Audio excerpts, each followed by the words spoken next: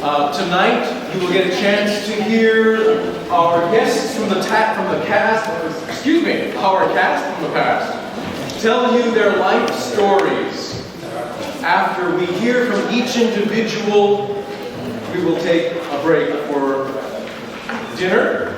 But I will introduce it a little before you leave. And after the meal, which you will bring also down here or during the meal, our guests will converse with each other and then open it up to audience questions. One reminder I have is with this tiny archaic device to remind you please to turn off your own. Secondly, I would like to let you know that everyone has a program there on your place. The program is presented in chronological order of the characters as they tell their stories. It also is important to note that the characters presented will display some interesting, shocking, and sometimes horrifying points of view. Those points of view are not, let me repeat, are not necessarily those of the students portraying them. In spite of appearances, no matter how convincing they may be, it's usually not the case. I once had a student not so long ago who portrayed Karl Marx. And his grandparents, he's sitting over here, his grandparents took years before they were convinced he was not a rabid communist. Which is neither here nor there. He's fine if he's a rabid communist as far as I'm concerned, but the point is, these are the researched views of these characters, not necessarily those of the students. As I said, we will begin in chronological order with our oldest character, Confucius.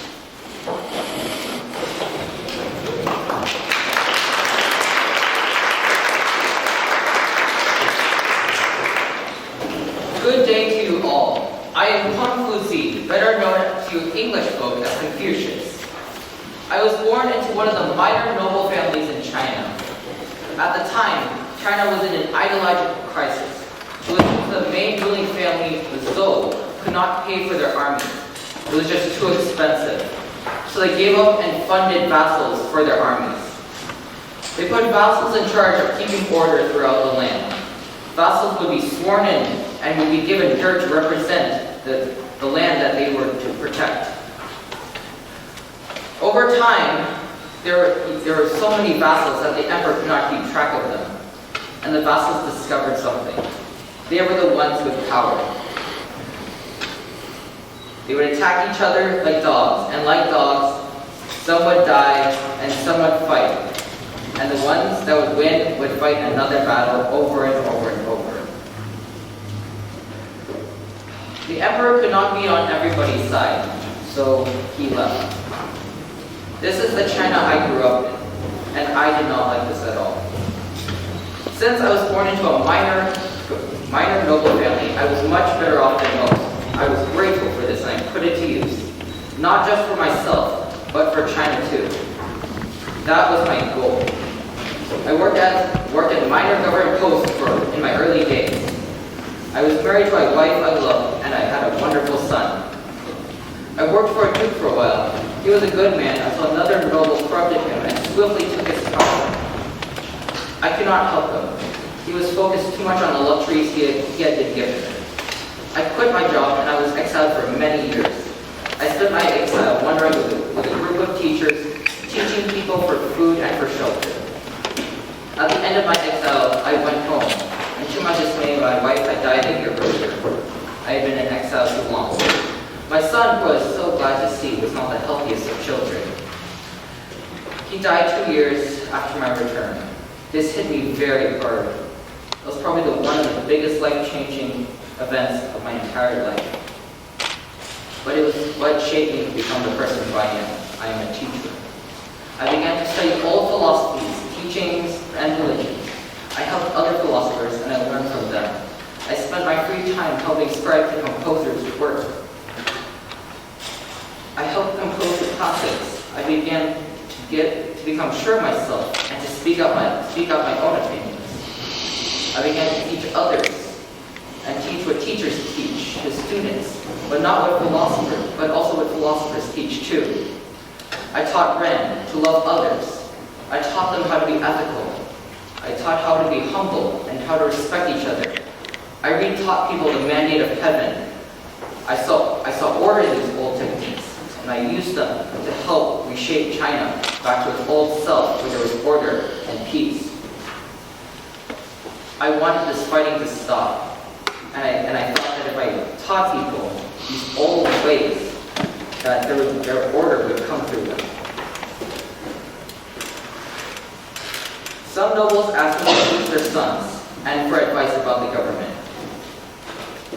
I did not think of myself as a philosopher. I wanted to be humble, so I kept my title as teacher. I learned that my ideas, thoughts, and opinions had spread to other regions. I had many who were curious and who were just wanting to learn. They were hungry for knowledge. As always, I did my best. I taught them everything I knew. I opened my vast library of knowledge to them and let them absorb as much as they liked. If they were hungry for more, I would open it again to them. To me, it did not matter who they were. They could be an orphan and I would still teach them. I was still willing to teach as long as people were wanting to learn. If I used my breadth and knowledge on those who wanted a better China and who wanted peace, then my precious breath and time were not wasted. If I used my breadth and knowledge on those who were not interested in anything at all, then my time on this planet would be wasted. I taught people for many years, teaching nobles, people, and learning from other teachers and philosophers who pondered life. I was later known to China as a philosopher and someone who helped shape China for the better. I felt accomplished at the end of my life. I have helped so many people. Along with that, I have improved China by very little, but even the little things can have the biggest effect on people in the world.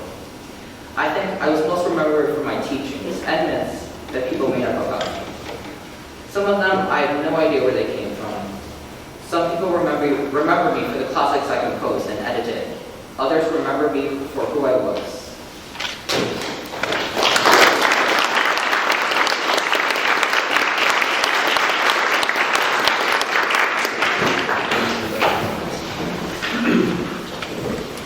I am Alexander the Great, once the ruler of all that lay between Greece and the great ocean.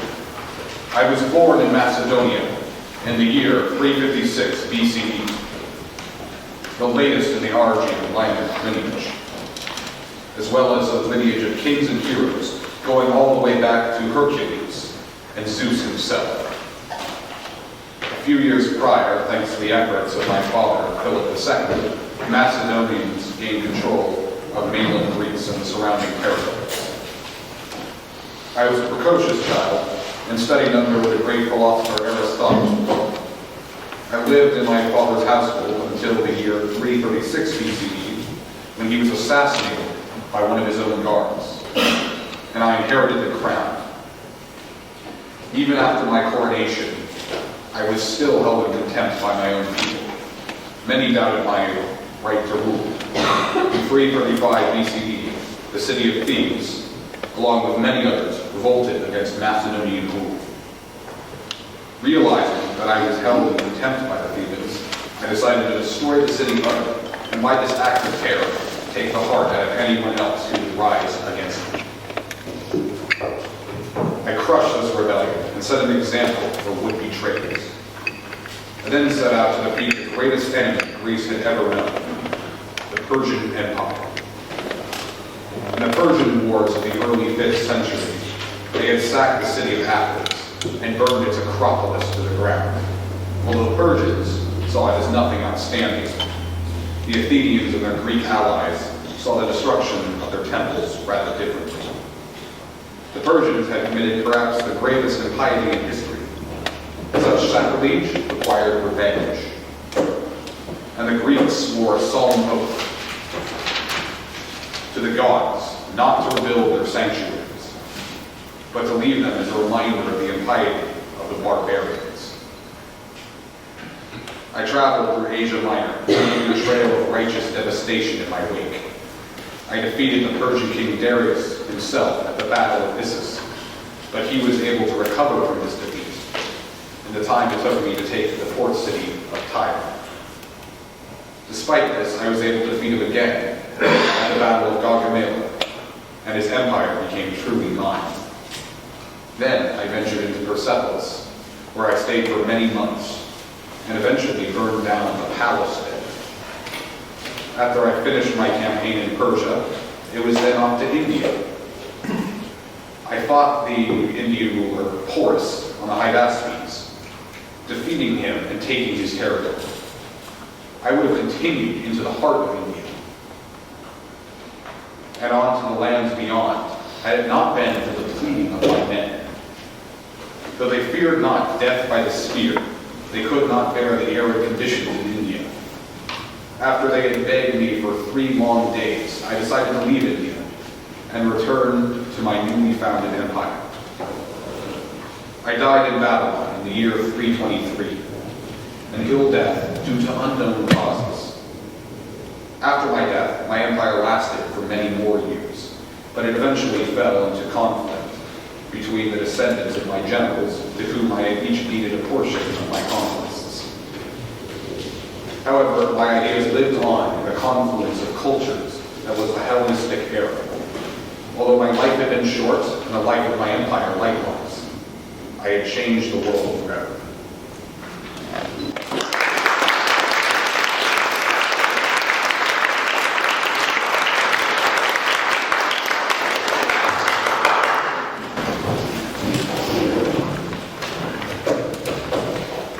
Greetings, subjects. I am Justinian, the single greatest emperor that the Roman Empire has ever seen. Though I ruled not from Rome, but from Constantinople, I led my people to magnificence, reclaiming the land that had been lost when Rome fell to the Goths and Vandals, those barbaric scum. Though I may have spent too much time trying to take it back, I would not stand seeing the Roman Empire without Rome. I was born in a small corner of the empire. When my uncle, Justin, moved to Constantinople, we followed him. He had been employed as a royal guard and rose quickly through the ranks. He gave me the best education he could find, and in return for his years of kindness, and eventually with some political strategizing, mostly on my part, Justin gained the throne, and once he had passed on, I became emperor. By this time, the empire had fallen far from its past glory, so I decided it was time to fix things. I selected 2 highly specialized men to do so. One was John Cappadocia. He was a rough and uncouth, utterly devoid of any social graces, but I recognized his superb administrator when I saw one, and in 531 promoted him to Praetorian Prefect. From this high position, he reformed almost all the tax system in the empire, and finally allowed proper taxation to happen. The other was a man named Tribonian, who managed to fix the horribly broken law system, which went on to become the foundation of yours. Together, they changed the empire to become much more respectable. However, my rule remained contested. After all, I was born a peasant boy. After a chariot race in the hippodrome, the citizens began to revolt. After a couple of incidents, I decided I would not let my city descend into chaos. In order to keep the peace, I came up with a plan. In order to keep the peace, there was a large gathering in the hippodrome, and it was there that my plan began. Fighting broke out between the factions. At this moment, at a predetermined signal, Belisarius and Mundus burst in and fell upon the rear of the squabbling crowd, Their German mercenaries cut down every civilian in reach. After this, no one would stand in my way. But that was not enough. I needed more. I was kept awake at night by the thought that, while I slept in the capital, I woke in Constantinople, not Rome. I needed to change this. I called upon one of my most trusted generals, Belisarius. He then proceeded to conquer and besiege his way across Italy until he finally reached Rome, and soon the city was mine. Unfortunately, things began to fall apart. I sent some commanders to help Belisarius hold off the Ostrogoths and the people who had been controlling it. After an unfortunate capture and subsequent rescue of one of my commanders, a leadership dispute began between Belisarius and another general named Narses. This argument soon weakened the empire, and the Ostrogoth forces fell, then forced them to retreat. It was then that the plague appeared. This disease always took its start from the coast and then went up the interior. By its end, almost a quarter of my people were dead. I myself nearly fell to its effects, but managed to survive. Soon, my wife passed away, and I was left alone. And I knew that my own death would soon be upon me. At that point, many emperors would have given in, but I would never give up on my people. Although things were falling apart, I would continue to keep my people safe, no matter what. When my death did come, I welcomed it, knowing that my actions would allow the revival of the Eastern Roman Empire, and the term would last for the next 900 years.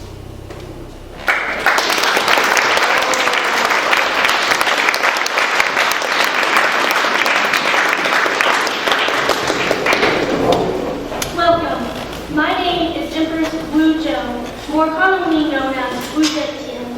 I was born in 624 AD during the Tang Dynasty of China into a noble family known as Ming Yang.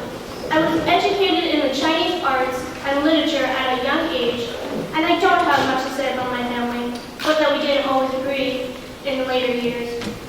I entered the imperial palace at 14 as Emperor Taozong's concubine. While I was in the palace, my name was changed to Wu Niang. Taozong liked me because of my spirit and striking beauty, and I was immediately whisked off to become his personal attendant. With that, I also became close to his personal favorite son, Yaozong. When Taozong died, I was sent to Ganyi Convent, following the Chinese traditions for concubines that had not borne children. After a few years of being a Buddhist nun, I came back to the palace with the help of the now Emperor Gaozong and the power of persuasion. Once I got back, I started to rekindle some old feelings with Gaozong. I soon had a baby girl that shortly died.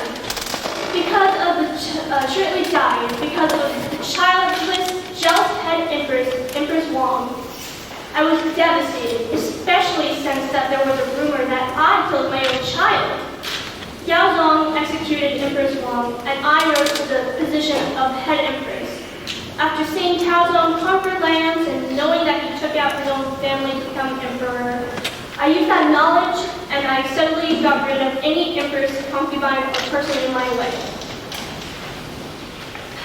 After 5 years of exiling and eliminating people from office and family members, Yaozong had a stroke and was soon bedridden. During this time, I started to rule China from behind the scenes.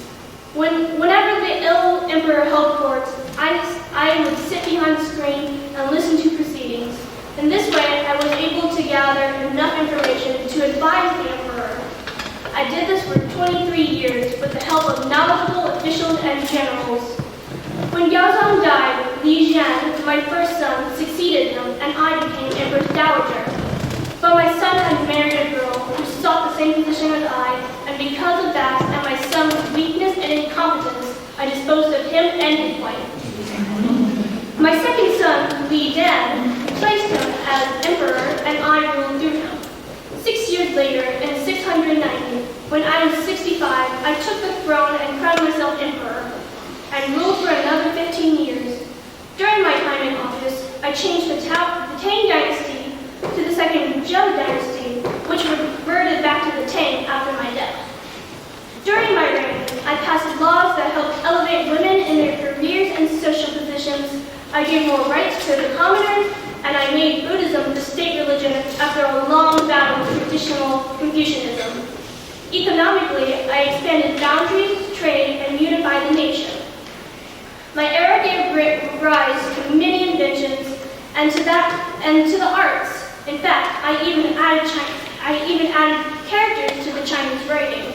At 81, in 705, I was overthrown by Li Dan and shortly died of natural causes. I ruled China for about half a century, including when I was empress. When I was buried, my surviving children left my memorial chillingly blank.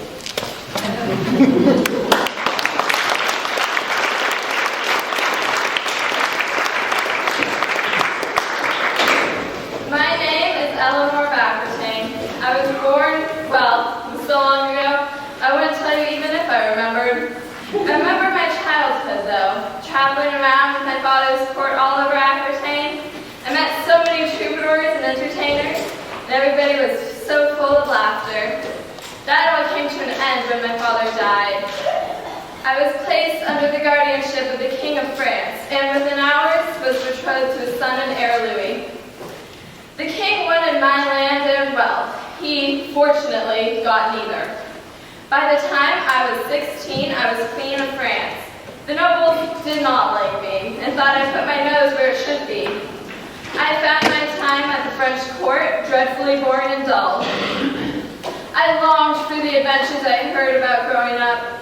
I got my wish 8 years later when my husband, Louis VII, decided to go on a crusade. I insisted I go as well, not wanting to miss the action. So we all set off, and this is where my marriage really fell apart. Although it was already strained, this just did not help it at all. People blamed me for a rather large casualty count when I rode ahead with my army, leaving Louis and the rest unprotected. And then they were attacked. Then, when we reached my Uncle Raymond, I liked his company more than my husband's. He was charming. He asked for help in a battle, and I thought it would be nice to lend him our support. However, Louis kidnapped me and forced me to continue. The crusade ended without failure, but also without much success. The main thing that changed was I wanted a divorce. Much to my displeasure, the Pope refused. After I had my second daughter, I was glad to have my divorce. This, however, caused a problem, as I did not want to be forced into another marriage without my consent. I sent a letter to the King of England, Henry II. He accepted, and we were married 8 weeks later. At first, this marriage went better than the last. However, I supported my son's rebelling against him because he was trying to remove my power and that of other nobles. For an unknown reason, he blamed me and locked me away. For years, I was stuck, but eventually, he let me have my freedom back. I separated from Henry and moved my household to my own land in the Poitiers. I went to Poitiers and ruled with my daughter over a court that held poetry, songs, and noble behavior in high esteem. I sponsored many troubadours and loved to hear their work. Henry eventually died, and I have to say I was not all that upset. My son Richard took the phone. Richard went straight off onto another crusade, leaving John in charge. John was not my preferred choice. He was slimy. He always was friendly with my late husband, Henry, all the while planning to take the throne. Richard was captured by an enemy on his way back from the crusade. I had to gather a large ransom to have him released. He never was a great ruler. People loved Richard, and he was decent with the military, but he never tried to rule well. Anyway, he never got the chance at either as he died and John took over. I supported John in all his activities. This led to my castle being attacked. John came and saved me. After that, I was tired. I retired to an abbey and spent the rest of my life living as a nun.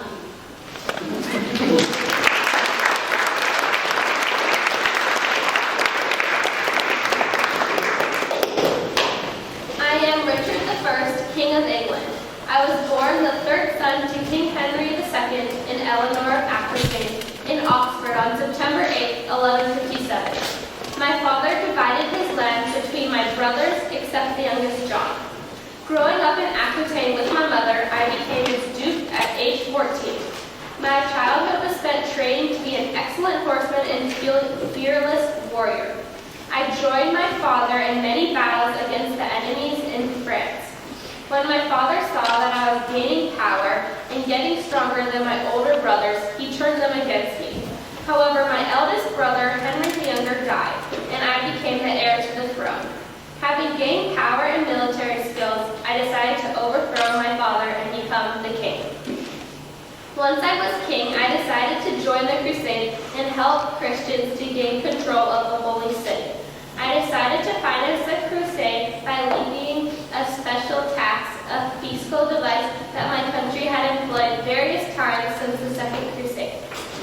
Before I left, I made a powerful enemy of King Philip of France because I refused to marry the system. I left for the Holy Land.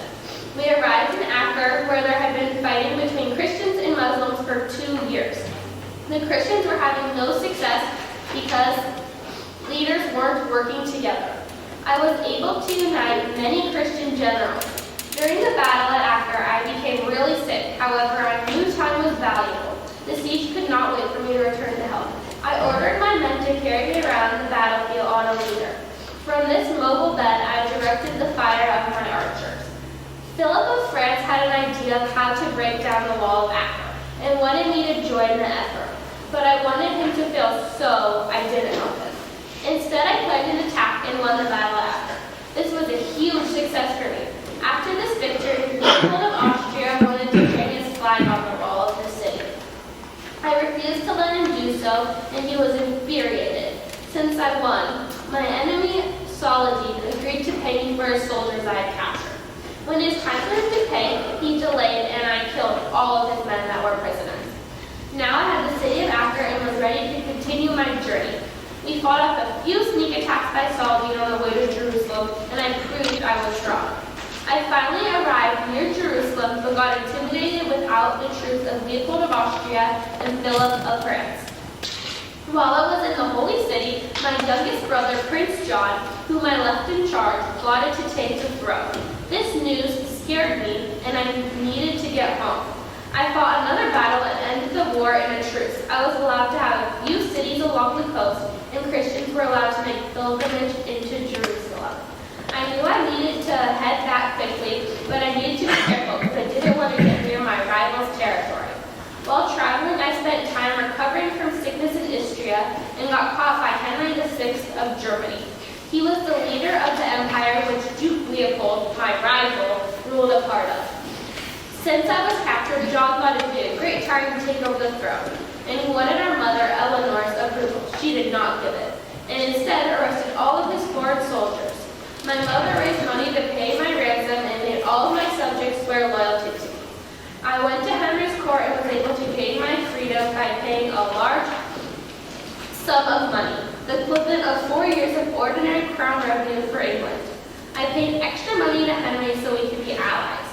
I died during the siege of a small French castle on April 6, 1199. I was shot in the shoulder and it left a huge infected wound on my knee. I didn't leave an heir to the throne, so Prince John became the next king. John was a very unpopular ruler, and his kingdom fell apart a few years after I died.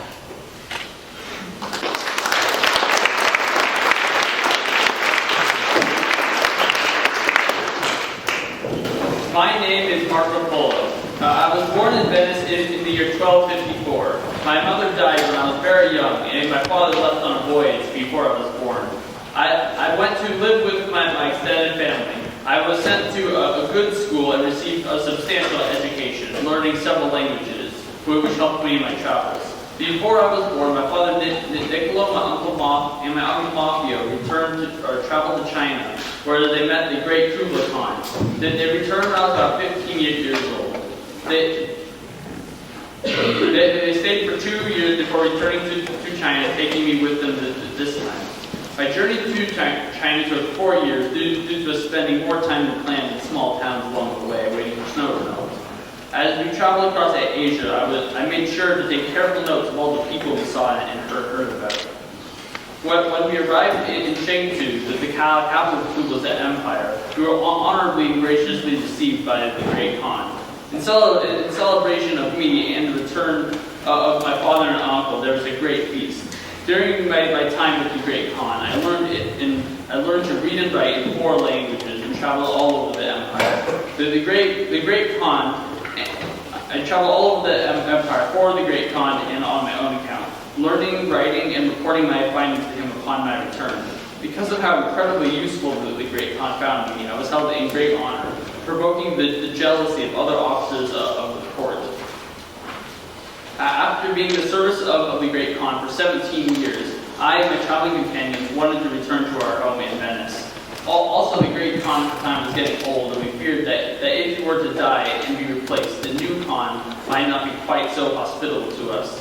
When we approached the great Khan with this proposal, he appeared hurt at the application and said that he would do anything to make us stay. Fortunately for us, an opportunity to leave arose when the wife of Argon, sovereign of Persia, died.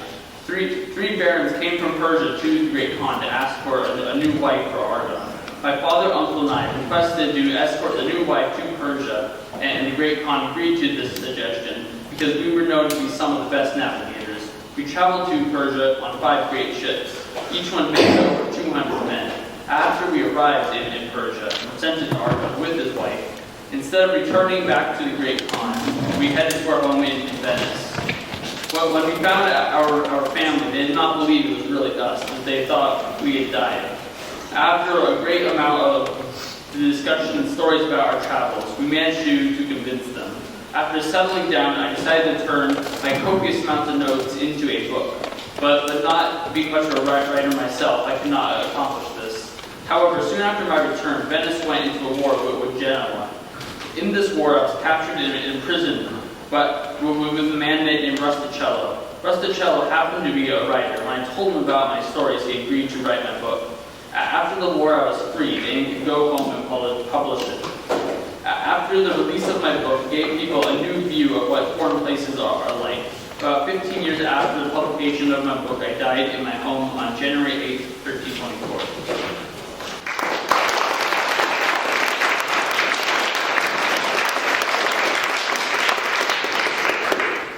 My name is Giotto di Bondone. I was a famous Italian painter.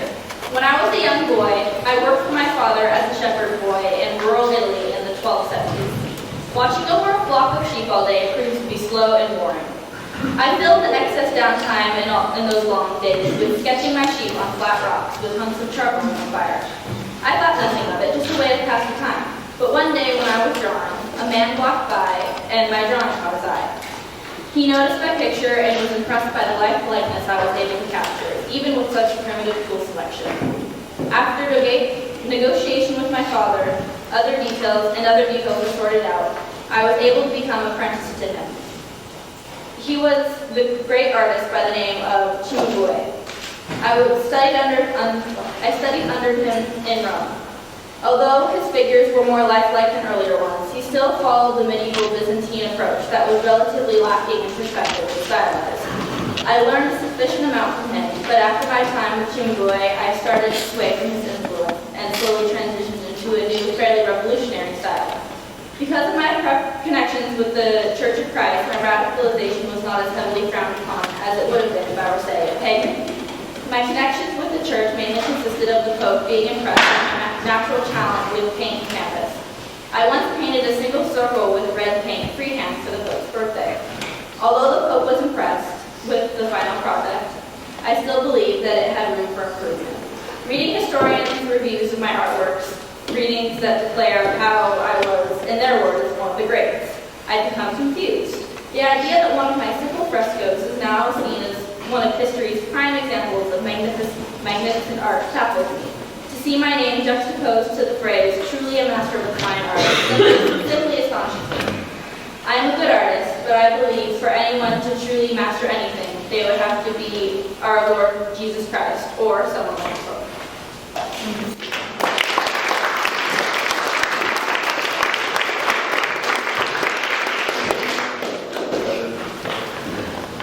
I have had many names through my life, and after.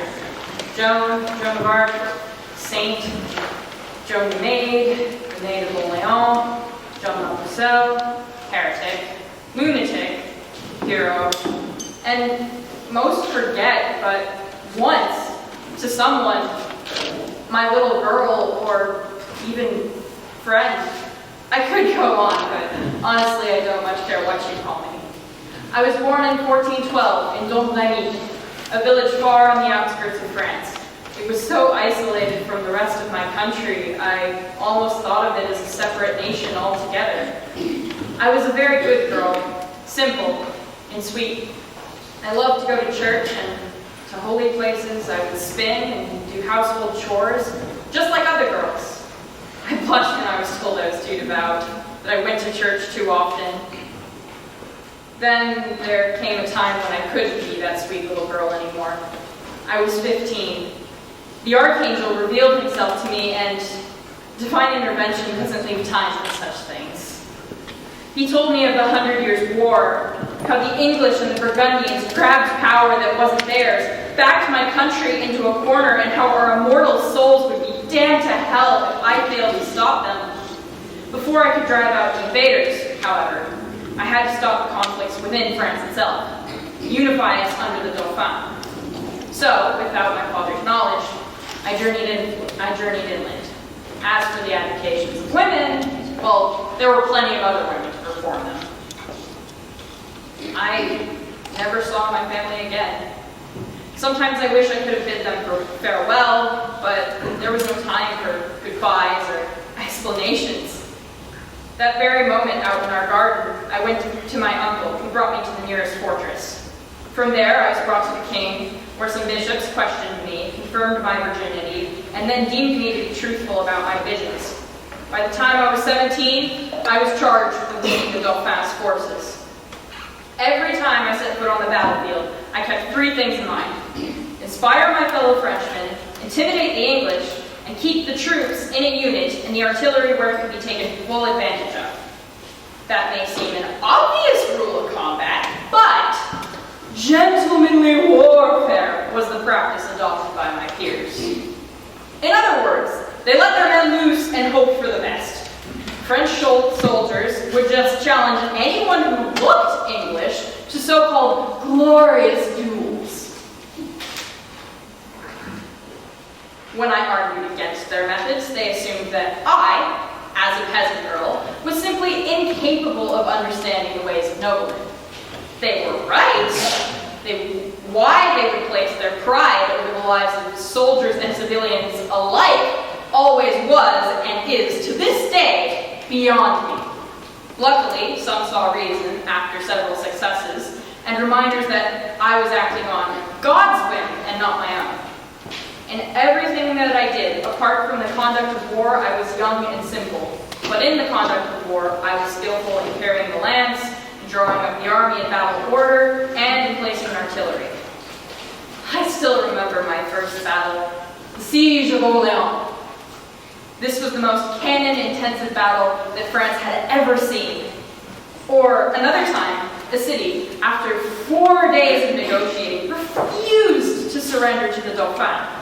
I proposed an assault, which I was charged with leading. I stayed up all night, placing cannons, getting my soldiers in order. When I called to attack at sunrise, then the enemy saw what awaited outside their walls. Much to my relief, they surrendered. No more lives would be lost that day. I fought many such battles until France was unified under the Dauphin. When I was but a child, I never had imagined it possible. But we did it, and I played a vital role.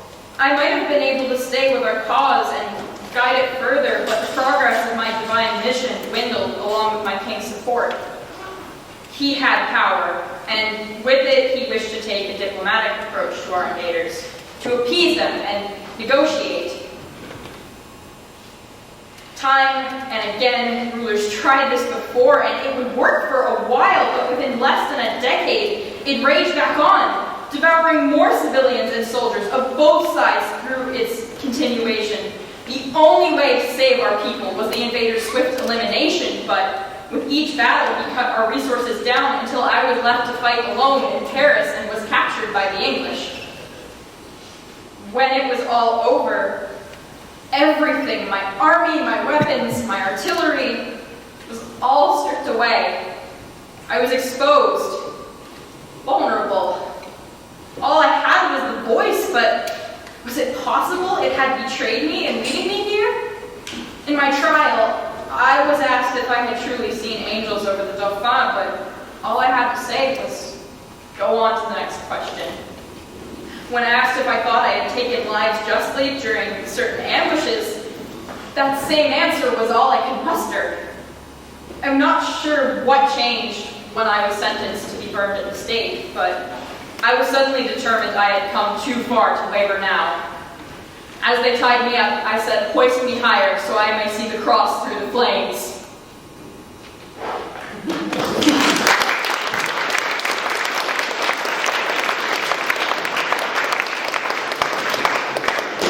Greetings. My name is Vladimir the Impaler. I was born in November 1431 in Romania. My father had just married again. When he formed a strategic alliance with Princes Ilias and Stefan, the price was to espouse their older sister. Obviously, that meant he'd have to ditch my current mother. I never really met my mother or my father because just a few years later, my father gave me up as a political hostage. Turkey kept me prisoner for most of my childhood. They treated me well enough. They provided me with an excellent education and treated me fairly well when they were not brutally whipping me for having a bad temper. I proved myself to be quite the astute student, alertly observing events around me. While I was captive in Turkey, I picked up some nifty tips on torture and mutilation and witnessed my first impalements.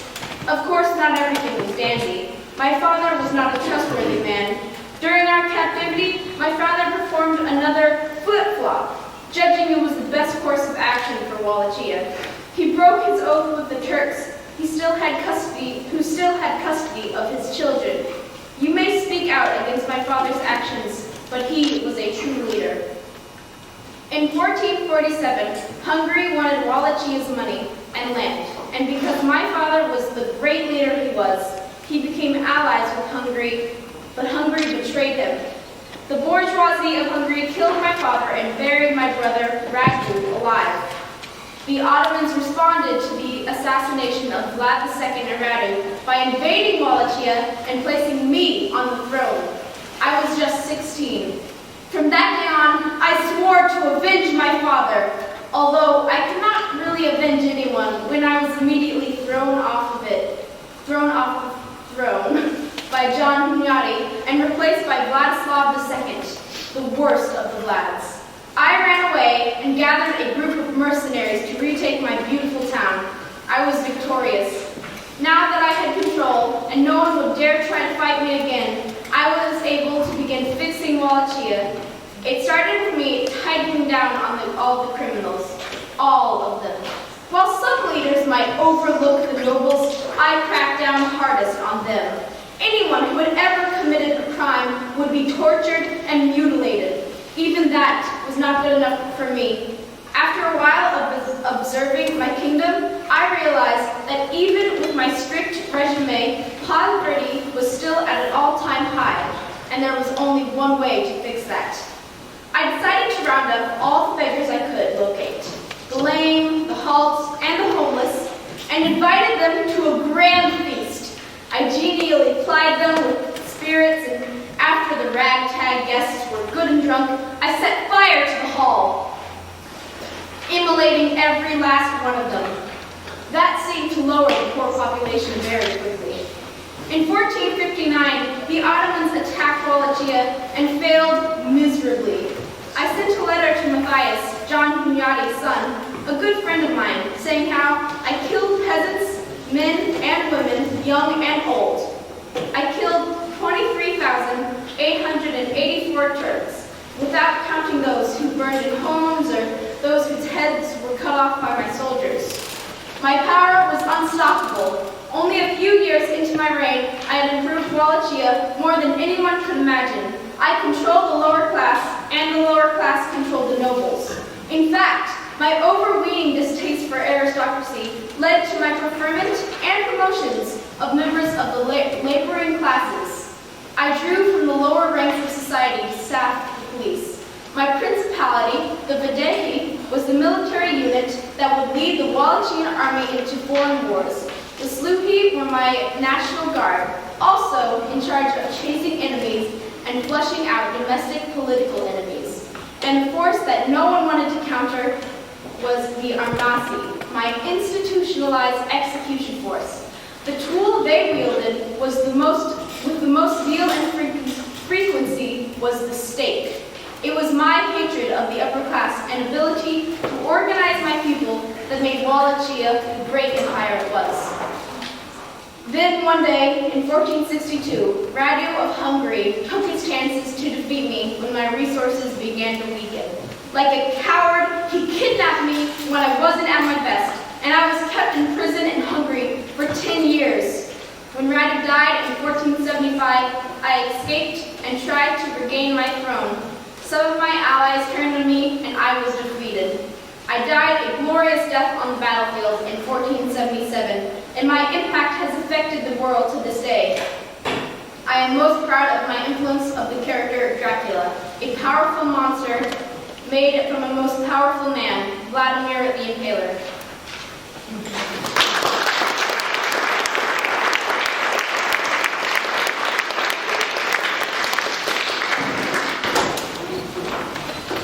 I, Lorenzo de' Medici, was born in Florence, Italy in the year 1449. I grew up in the palazzo, which my grandfather had built for our family. Here I was introduced to art, literature, philosophy, and my most favorite of all, sports.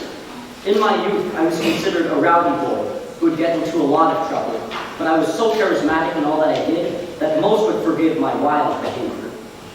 Because of my mother, I was introduced to poetry at a young age and continued to practice it for many years to come.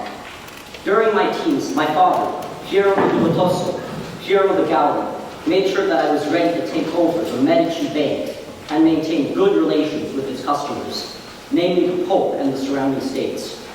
When I reached the age of 20, my father died, making me the de facto ruler of Florence. Like him, I ruled Florence indirectly by manipulating the election process for the city council and leader. Florence at the time was considered a democratic republic, which in theory sounds very good to most people, but it was in the style of the Greeks and Romans. Only members of guilds could actually vote or run for any sort of governmental position. Among these few people, I always made sure that the candidates were under my control. This was somewhat ironic, because when the government was founded, they decided that the only way to prevent someone from becoming too powerful was to make sure that anyone elected could only hold office for a very short period of time, making it impossible for them to gain absolute power. Even though I was the ruler of Florence, I had many passions that lasted well into my rulership and onwards, the largest of which being my patronage of the arts, such as oil paintings, statues, and architecture. I was a patron to many of the great artists of the Renaissance, like Leonardo da Vinci and Michelangelo. Another lesser-known person I supported was the architect Giuliano da Sangallo, whom I worked in close collaboration with on several projects, like the Augustine Observant Monastery or the Medici Villa. Regarding my relations with the Roman Catholic Church, I cemented an alliance with Innocent VIII by arranging for the Pope's eldest son to marry my daughter, Maddalena de' Medici. Over the course of my rule, I made many friends and enemies, including the wild king of Naples, Ferrante, and Il Moro, a tyrant who ruled Milan. The reason I needed all of these powerful connections was because Florence and Italy in general were very weak and and did not have incredibly strong armies. And this was especially true for Florence, because it was mainly a trade city. As I grew older, maintaining these strong diplomatic connections became harder and harder, making it impossible to stop much of the fighting between the other Italian city-states. Eventually, I met the same fate that my father and my grandfather did. I died in the year 1492 because the gout had become so severe that I could hardly move, and the modern treatments of the time weren't of much help.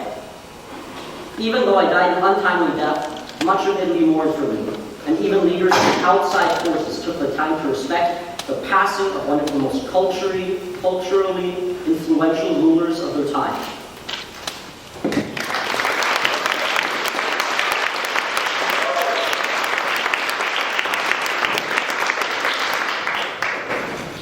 I, Leonardo di Ser Piero da Vinci, was born on April 15, 1452, when my mother, Caterina, gave birth to me.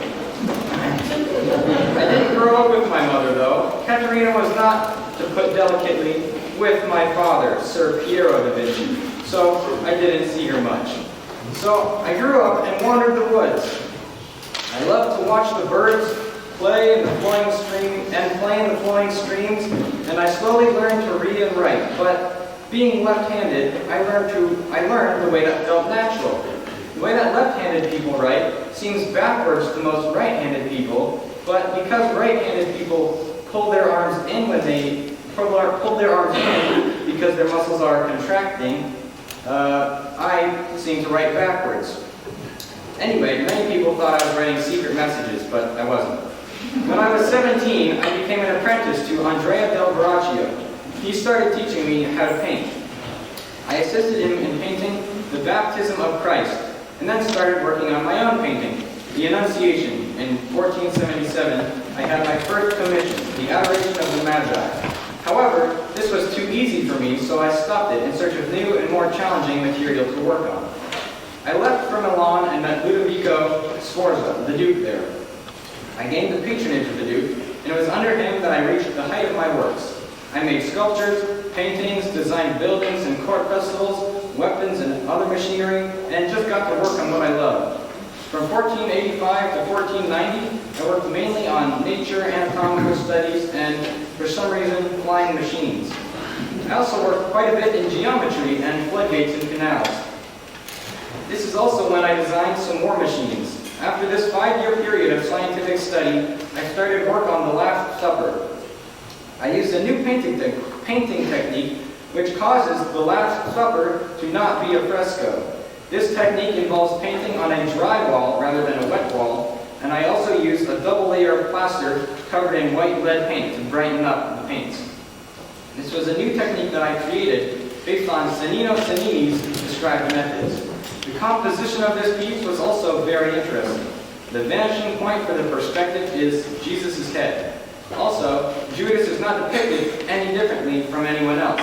Most other painters painted Judas by himself or put halos around all the others' heads. This was not the case in my painting, which was kind of a risk. In a way, it implies that all of us have the potential to be disciples or traitors, or both, that we are all flawed humans in the heat of forgiveness. In 1499, 17 years after I had originally arrived, the Duke lost power, so I left. For a year, I searched for a new patron to work under. In 1500, I arrived in Florence and started working on the Virgin Child with St. Anne, a work later interpreted by Sigmund Freud as me being passively homosexual. I traveled to Cesare Borgia for a while, and he made me design some very, very bad machines that I can't even describe for fear of causing Armageddon. I also started painting the Battle of Anghiari, which depicts a furious, gory battle between horse-mounted men, but unfortunately, I never completed it. I also worked on a project that involved rerouting the Arno River in Florence. In 1504, I started doing some sketches on a little project called La Gioconda, but that name was later changed to the Mona Lisa. The expression on her face is almost completely neutral and usually reflects the viewer's mood. 2 years later, I returned to Milan to work as a painter and engineer for Louis XII. From 1513 to 1516, I worked for Pope Leo X and just did a variety of projects for him. In 1516, I went to Amboise, France, and became good friends with King Francis I.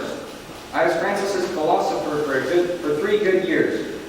In 1518, I was working on some geometry or something I don't really remember, and was called down to a meal. I finished that day's note with the line, etc., because the soup is getting cold. I never got around to writing in my notebook again. Anyway, I worked with Francis until my death in Clou, France, and I died on May 2nd, 1519, and Francis held my head in his arms as I died. It brings a tear to my eye just thinking about it.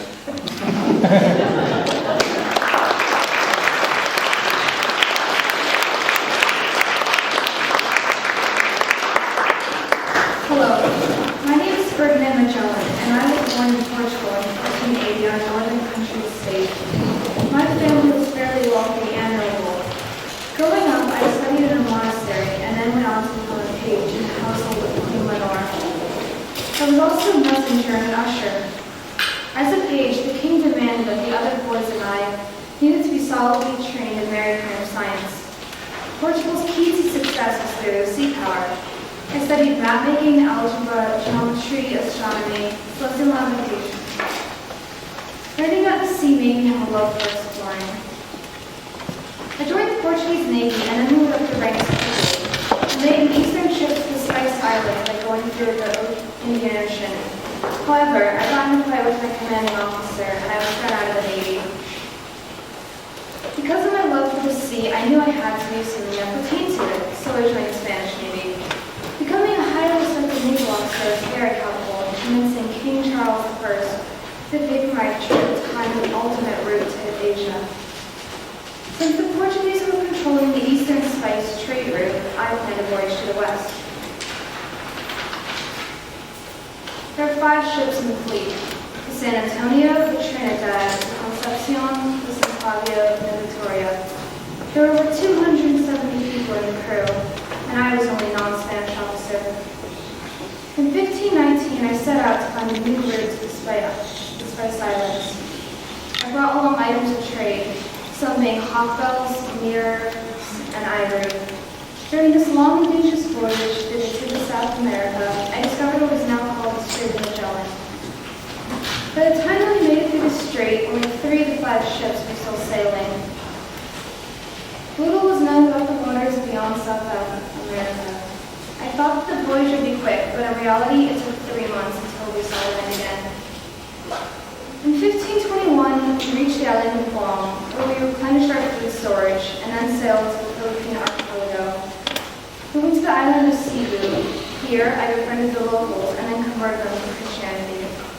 The Cebu people asked my crew and me to help them fight another group of people on a nearby island, the Mactan. We agreed and I led the attack while wading through the water. The Mactanese had more power than I expected.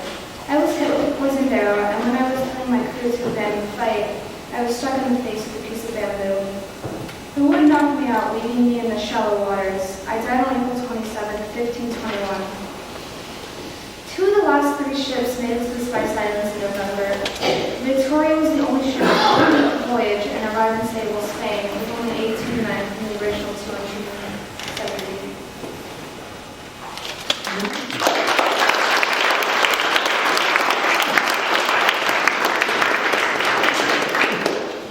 My name is Martin Luther. I was born November 10, 1483, and was baptized a Catholic a day later. I was given a traditional education for my time, which included grammar, rhetoric, and logic, which I hated. While I followed my father's wishes in a world that year in legal studies, I almost instantly dropped out of them because law represents nothing but uncertainty. My father wanted us to leave the peasant class and go to the city, but that was not very appealing. At every school, I struggled in E5 and I. Furthermore, I struggled with depression. When God almost struck me with lightning during a storm, I decided to become a monk. As a monk, I still struggled with depression. The thought of going to hell scared me. No matter how I behaved, there was no way of telling if I could go to hell. Johann Stupitz, my prior supervisor, told me that I should care about positive things, like faith, rather than sin. After much thought, I decided that God's grace can lead us to heaven. I came upon a series of phrases by St. Paul, one of which read, "The just or righteous shall live by faith." As I contemplated this passage, I interpreted it to mean, "The just shall live by faith alone." God forgives us because He is compassionate and loving, not because we earn forgiveness through our good deeds. This gave me confidence because I knew that I could go to heaven. Feeling better, I continued to learn about our faith.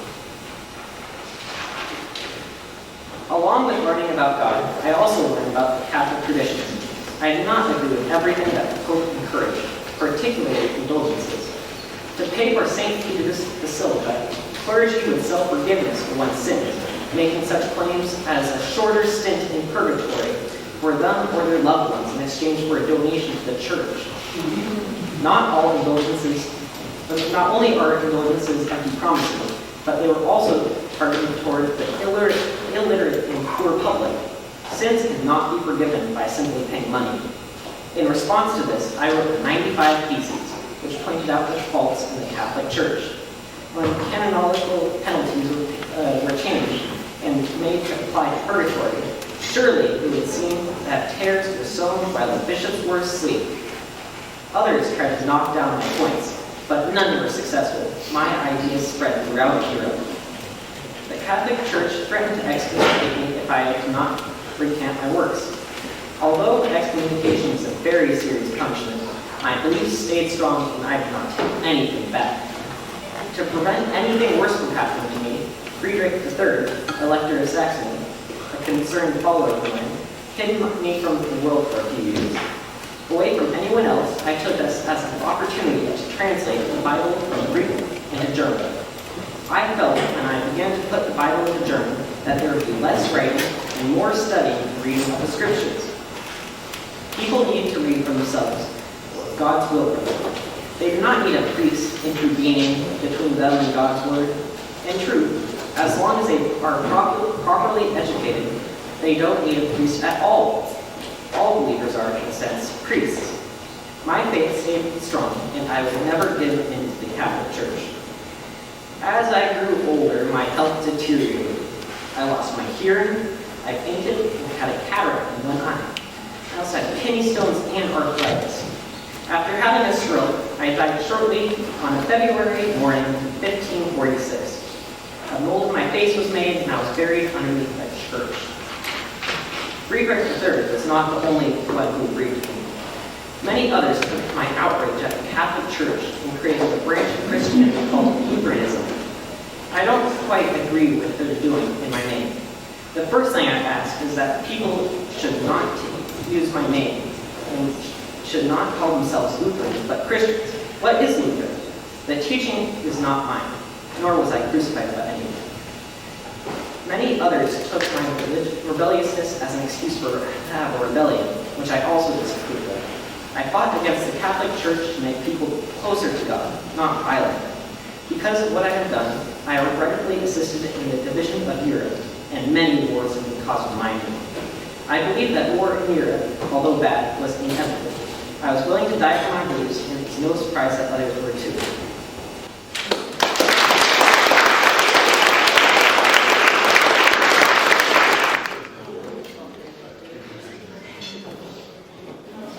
Luther, just before the break, you made an interesting point about all believers being priests for themselves. I don't really think that's feasible. Somebody needs to lead them, to help them with their decisions. Orthodox Christianity, with an emperor at its head, is unequivocally the best way to rule. With Rome finally returned to its rightful place, the emperor could begin to become the center of all religion. As there is one God, so can there be only one empire, and one emperor. Having a leader, such as you, Marco, does have its drawbacks, though. They can become corrupt. Many reformers, such as Savonarola, thought to change it. Savonarola was a piece of evangelical testing Christian piety. He was a monk who promised to make Florence a center for Christianity if it would reform. Not all reformers are just, even if the establishment is corrupt. All of his claims are baseless, and he failed to achieve what he set out to do with Florence. Because of him, the Medici were forced to leave. Savonarola did so rightly. Your son, Pope Leo X, sold indulgences, empty promises of getting out of purgatory faster. In reality, God's grace will save us. Selling forgiveness in the name of rebuilding a distant temple and overly grand basilica makes it no better. My son, Leo X, was simply following my footsteps in my love for the arts. When he collected funds for St. Peter's, he was doing the public a service by restoring a wondrous piece of art and culture. Then why does not the Pope, whose wealth is today greater than the wealth of the richest craftsman, build this one basilica of St. Peter with his own money rather than the money of poor believers? Art is no excuse for selling indulgences. Perhaps not, Senor Luther, but God belongs in our art. He himself does not need to be depicted, but the stories that speak of his glory must definitely have a place in art. I painted frescoes in churches. What better than to paint in the holy house of our Lord and Savior? And worshiping our Creator through creative representation in all forms of art, whether it is represented by poetry, sculpting, or painting, it would still be a holy and honorable thing to do. Our Lord loves us all, and revering Him with our best creative efforts is undoubtedly an honorable thing to do. I agree, Jojo. Art should be a way of expressing your beliefs, metaphorically or literally. I show my love of the beauty of innocence and holiness in many of my paintings, such as Madonna with the Yarnwinder, or Madonna Lita, or even the Madonna of the Carnation.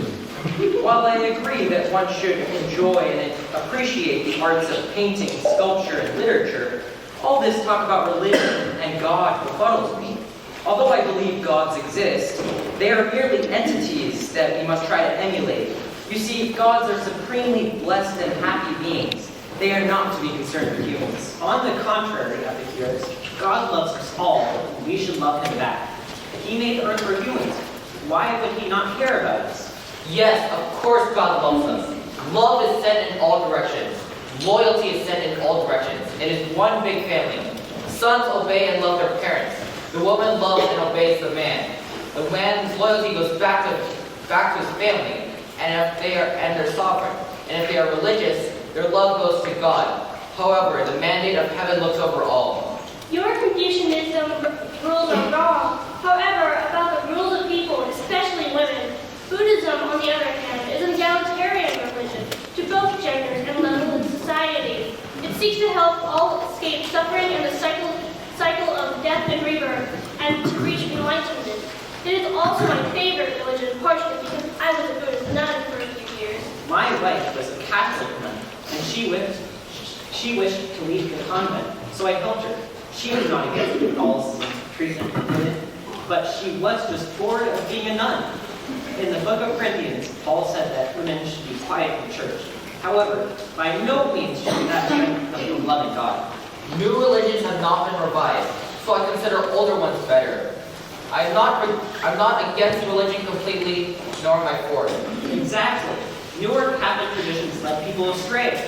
The Bible, which is over 1,530 years old, last time I checked, may have never been revised, but it brings people back to their older Christian beliefs without corruption. We should stick to our old ways and build on them. They'll make for stable and strong ideas. The visions of gods and dreams and the universal opinion of humanity prove their existence. However, spending too much of our lives concentrated on divine beings distracts from our ultimate reason for existence, which is to pursue our own happiness. Epicurus, you are very wrong indeed. The currency of the gods is a hefty weight in the mortal realm, and the divine master must be respected. One cannot be parsimonious with his offerings, and he must praise all the gods of the Greek pantheon. He must sacrifice to Poseidon for safe passage through the sea god's realm. He must sacrifice to Zeus to survive fierce thunderstorms, as well as gain favor amongst his sons, such as yours truly. And he must give offerings to Hades in order to have a peaceful rest after he is dead. Excuse me, Alexander, you seem to be mistaken in what you said. Although your pagan rituals are something else, There is only one God. Mistake? You realize, Eleanor, that if any god or gods listened to the wishes of men, all men would cease to exist, since all men are praying for eternal evil against one another. But my God will not perform evil acts upon someone unless they need to be corrected. So not everyone will be killed off. And he does love us. I know this for a fact. Why would he send me the voices otherwise? What would be the point in living if not for the Lord? Many people have charged me with having a godless philosophy. However, I deny such claims. I can see why people think that of my philosophy, since my mechanistic explanations of natural phenomena seem to displace explanations which appeal to the will of gods. Many times I have raised the problem of evil, arguing the notion that the world is under the providential care of a loving deity, by pointing out the manifold suffering of the world. I agree with you, Epicurus. If the mandate of heaven were to listen to what every man said, it would turn to war. God against God, man against man, family turning in on itself, peace dying. The mandate of heaven is there, but we should focus on our own lives and be ethical. But I believe God is listening.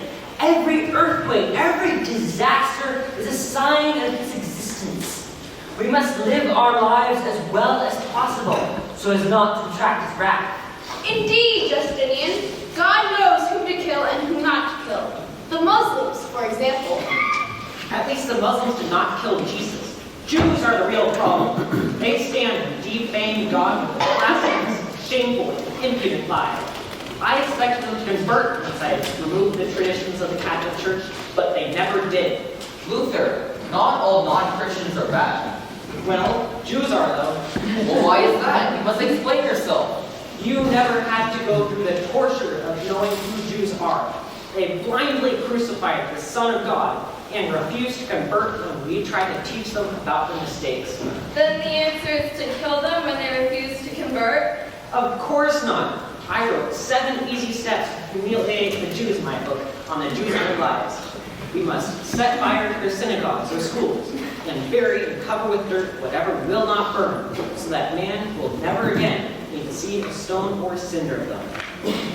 However, I do not think we should kill them, because murder will make us no better than they are. Luther, your intolerance leads to violence. On my coronation day, anti-Jewish riots broke out all over London. Such behavior cannot be permitted. In response to these pogroms, I declared laws that forbade them and protected the rights of Jews. I agree or disagree. Either way, I'm trying to say that it's Muslims who are bad. We need to separate them from us in some way. Label them? Nah, just kill them. Muslims are not inherently bad. They are just confused and need to help them understand their mistake, not kill them immediately. I might have agreed with you up until they took over Constantinople and ended the empire I constructed so many centuries earlier. Now, I'm happy to watch them die. They disrupted the Christian Holy Land, and for that, they will burn. Yes, I too was upset when your once great Constantinople was conquered by those filthy heathens. There is no way of stopping those pigs other than death. Lad! How can you call yourself a Christian? You're merely a sadist. I pity your victims, but I pity you much more. In the end, they will have God's mercy, and you will have to face a torture far greater than you could have ever imposed on someone else. How could you, a loony cross-dresser that couldn't control a platoon if you had psychic power over every man in it, call me not Christian? Control or not, violence is never the answer. For the children of God to fight with each other is simply insulting to his unconditional love. This is a very good point, Giotto. However, no one else seems to see how baseless this discussion has been. Have any of you stopped to question your beliefs? We must become bigger than we have been, more audacious, greater in character, larger in outlook. We must become members of a new race, overcoming petty prejudice, owing our ultimate allegiances not to religions, but to our fellow members of our human community. Violence is the last refuge of the incompetent. Shut up, Epicurus. Fiona, you are just a fool. As much as it disturbs me, I agree with Vlad. You know nothing of violence. It is ugly and brutal, but believe me, when your homeland is threatened, it's necessary. If the Dauphin hadn't wasted his time trying to appease the invaders, the war would have ended long before it devoured so many more of our fellow Frenchmen. In the name of our Lord and Savior, I will not be silenced. Christianity is a religion where fighting in war is not in the name of the Lord. He came as a Prince of Peace, commanding us to love our enemies, not slaughter them. How dare either of you claim to be Christian when you, Joan, were a woman who led a war, and Vlad, you, killed for sport? Neither of you have even the right to utter his holy name. If you continue down the path of heretics, you will be forever damned into hell. But if you do shape up and pay respect to the Pope, God will forgive your damned souls. Dear Lord, be quiet. Your idiotic mumbling is giving me a headache. Vlad, you are not even close to being an ethical person. You kill for fun. You enjoy watching their mutilated bodies writhe in pain as you eat. You do not treat anyone with kindness at all. You make peace with nobody. Your ancestors must lie very uncomfortably in their graves right now. I agree. I think Vlad is unhappy and thus violent. I believe a good life includes having modest pleasures in order to achieve a state of tranquility, freedom from fear, and absence from bodily pain. I believe pleasure is obtained by knowledge, friendship, and living a virtuous and temperate life. Does it count as pleasure when you kill other people for pleasure? Do you have no empathy? You do not seem to understand the power of humanity. You must learn the suffering that comes with desire. That is exactly what the Buddha taught, that craving and desire lead to suffering. Killing for pleasure does not constitute pleasure in the eyes of heaven. You are hungry for slaughter. Your eyes burn with the love of bloodshed. In my eyes, and maybe to others here, you are a devil. Amen. You must avoid violence wherever possible. But creating something better is more important. If people threaten you wrong, you must kill them. In more simple terms, the end justifies the means. On the contrary, Justinian, avoid violence at all costs. If you solve problems with words rather than actions, people will be more willing to work with you. However, there are some people in this world that live for hate, bloodshed, and power. As Jesus said, one should love the enemy. However, rulers should rule and priests should preach. No, kill the enemies just because they're enemies. Yes, blood is honor. What are you talking about? There must be a degree of mercy for these people. You people are all insane. If you've been taught your whole life to kill enemies because they're enemies, I understand. If you kill for bloodshed because that is what you think honor is, you are wrong. Fighting for a good cause is honorable. Being knowledgeable is honorable. Helping the weak and needy is honorable. Spilling blood for fun is beyond unethical. I never said that I had fun while murdering my victims. I do, I just never said it. But there are far more reasons to kill than for the adrenaline. Although the adrenaline is totally worth it. What I'm trying to say is that some people need to die, and I love killing them. We have to beat the savages. Well, I have a question for you. Your parents love each other? The man who has intercourse aggressively and uneasily will produce children who are irritable and untrustworthy. Your parents must have really hated each other because you are messed up.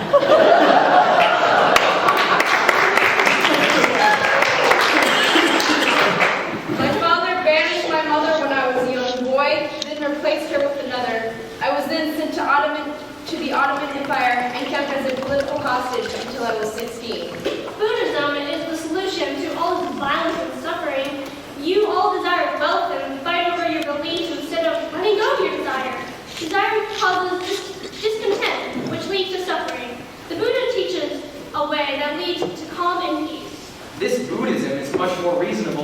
anything I've ever heard of all these other religions. Power does not allow the simplicity one needs to live happily. In this regard, however, Wu, you seem to be somewhat hypocritical, since you emphasize letting go of desire. Power tempts all of you rulers. Have you not realized? The world simply has enough to fuel one's needs, not one's greed. I only did that for the good of the country. By taking power, I sacrificed my own happiness for the sake of others. My rule made China powerful, orderly, and peaceful. China needed to be ruled by an absolute emperor such as me. Exactly, Wu. Loving is a very powerful and good thing to do. If you have more than many different people, things will fall apart quickly. The best way to rule is, as Plato said, to be ruled by the wise, not by a small group of gibbering idiots. Power in the hands of one person can be toxic, since power has both elusive and alluring qualities. Unfortunately, power is dangerous. Since the dawn of mankind, power has captivated the worst and corrupted the best. I believe in the priesthood of all believers. If you love God, you are as good as anybody else. So you believe that if you love God, the greatest emperor should be viewed the same as a pitiful beggar. We must have people in power and religion to guide others to the correct path and to let them redeem themselves. What do they know that the common man does not? The word of the Lord is all people need, and they should interpret it for themselves. Then who will be in charge? Having one influential figure makes things so much easier. Personally, I'm in favor of a republic. When you have a single monarch who has absolute control, they are bound to be corrupt and ruled with unjust law. Like Florence, my home Venice was also a republic ruled well by the rich merchant class. So I too see the benefit in such a system. And I agree that monarchs can become corrupt. However, I see firsthand where monarchy can work to be very successful. The great Khan ruled successfully for a long time and maintained a stable empire throughout his rule. After his death, the Mongol Empire quickly fell apart, showing that if you have a strong emperor, you can have a strong empire. And that emperor and his advisors should, of course, be only men. Women should never have power. Those who are power hungry will corrupt the government. You corrupt the government. Everything revolves around you and your stupid philosophy. I was the one who made the government good. I gained power gradually through strategy and knowledge. But I did sometimes need to exile and execute people to make sure that they wouldn't try to overthrow me or get in my way. So I almost agree with you, Justinian. You shouldn't have to kill to come into power. Look at my father. He got into power by popular vote. Sure, there were a few bribes, but that was all done without violence. Actually, like him, I got my power by manipulation. But I couldn't care less if somebody got their power by violence. However, I wouldn't try to get more land by conquering. What do you mean you shouldn't conquer land? If I hadn't, Rome would never come back to me. Conquering is the center of any good empire. Yes, and if I had not gained land through war and conquest, Greece would not have been a world power, and the Persians would have continued to fight us. If things had just been allowed to run their course, the world might have been ruled by the Persians. Imagine that. I agree, Alexander, that you should conquer all of your enemies. There, you boys are wrong. I would rather maintain the land I already have and expand my trade. Blue, trade is such a waste of time. Just kill people that are in your way. But if you go around killing people, they fear you. The best way to do it is to be as nice as possible. Pay for what you take, give small hints, and when you do take over, they won't revolt. Yes, Justinian, that is very true. If you move people out of your way by killing them, others will take their place and fight you. If you make peace with them, they will listen to you and move out of your way. But whenever I hear Wu speak, I think it's slightly embarrassing for a woman to have power. If anybody is to rule, it should be the mandate of heaven will give it itself. Well, if that's true, then the heavens gave me the power to be emperor. In fact, I even started my own dynasty for a few years. Well, how is that possible? The mandate of heaven can only be given to a man. You tell me. By the way, your belief is wrong. Well, it could be you are very virtuous and heaven bestowed it upon you. I do not know for sure. But that means that any virtuous woman can rule as well. As a lady and a ruler, I found personal power was more fulfilling. Marry into a family, gain more power and land, then use it for your own purposes. So true, Eleanor. Yes, indeed. Of course, it's too hard for one man or woman to rule directly an entire region or a collection of duchies. The practical way is to delegate power and land to vassals, so they can delegate it to their vassals, and so on down to a knight in a manner ruling a village of serfs. At the same time, it makes sense to gain as much personal power as possible through marriage alliances and to get the sworn loyalty of vassals. The way I gather large fiefs in England, France, or even Outremer, the Holy Land over the sea, into my and my father family's control. And I can pass my kingdom and do them down to my heirs.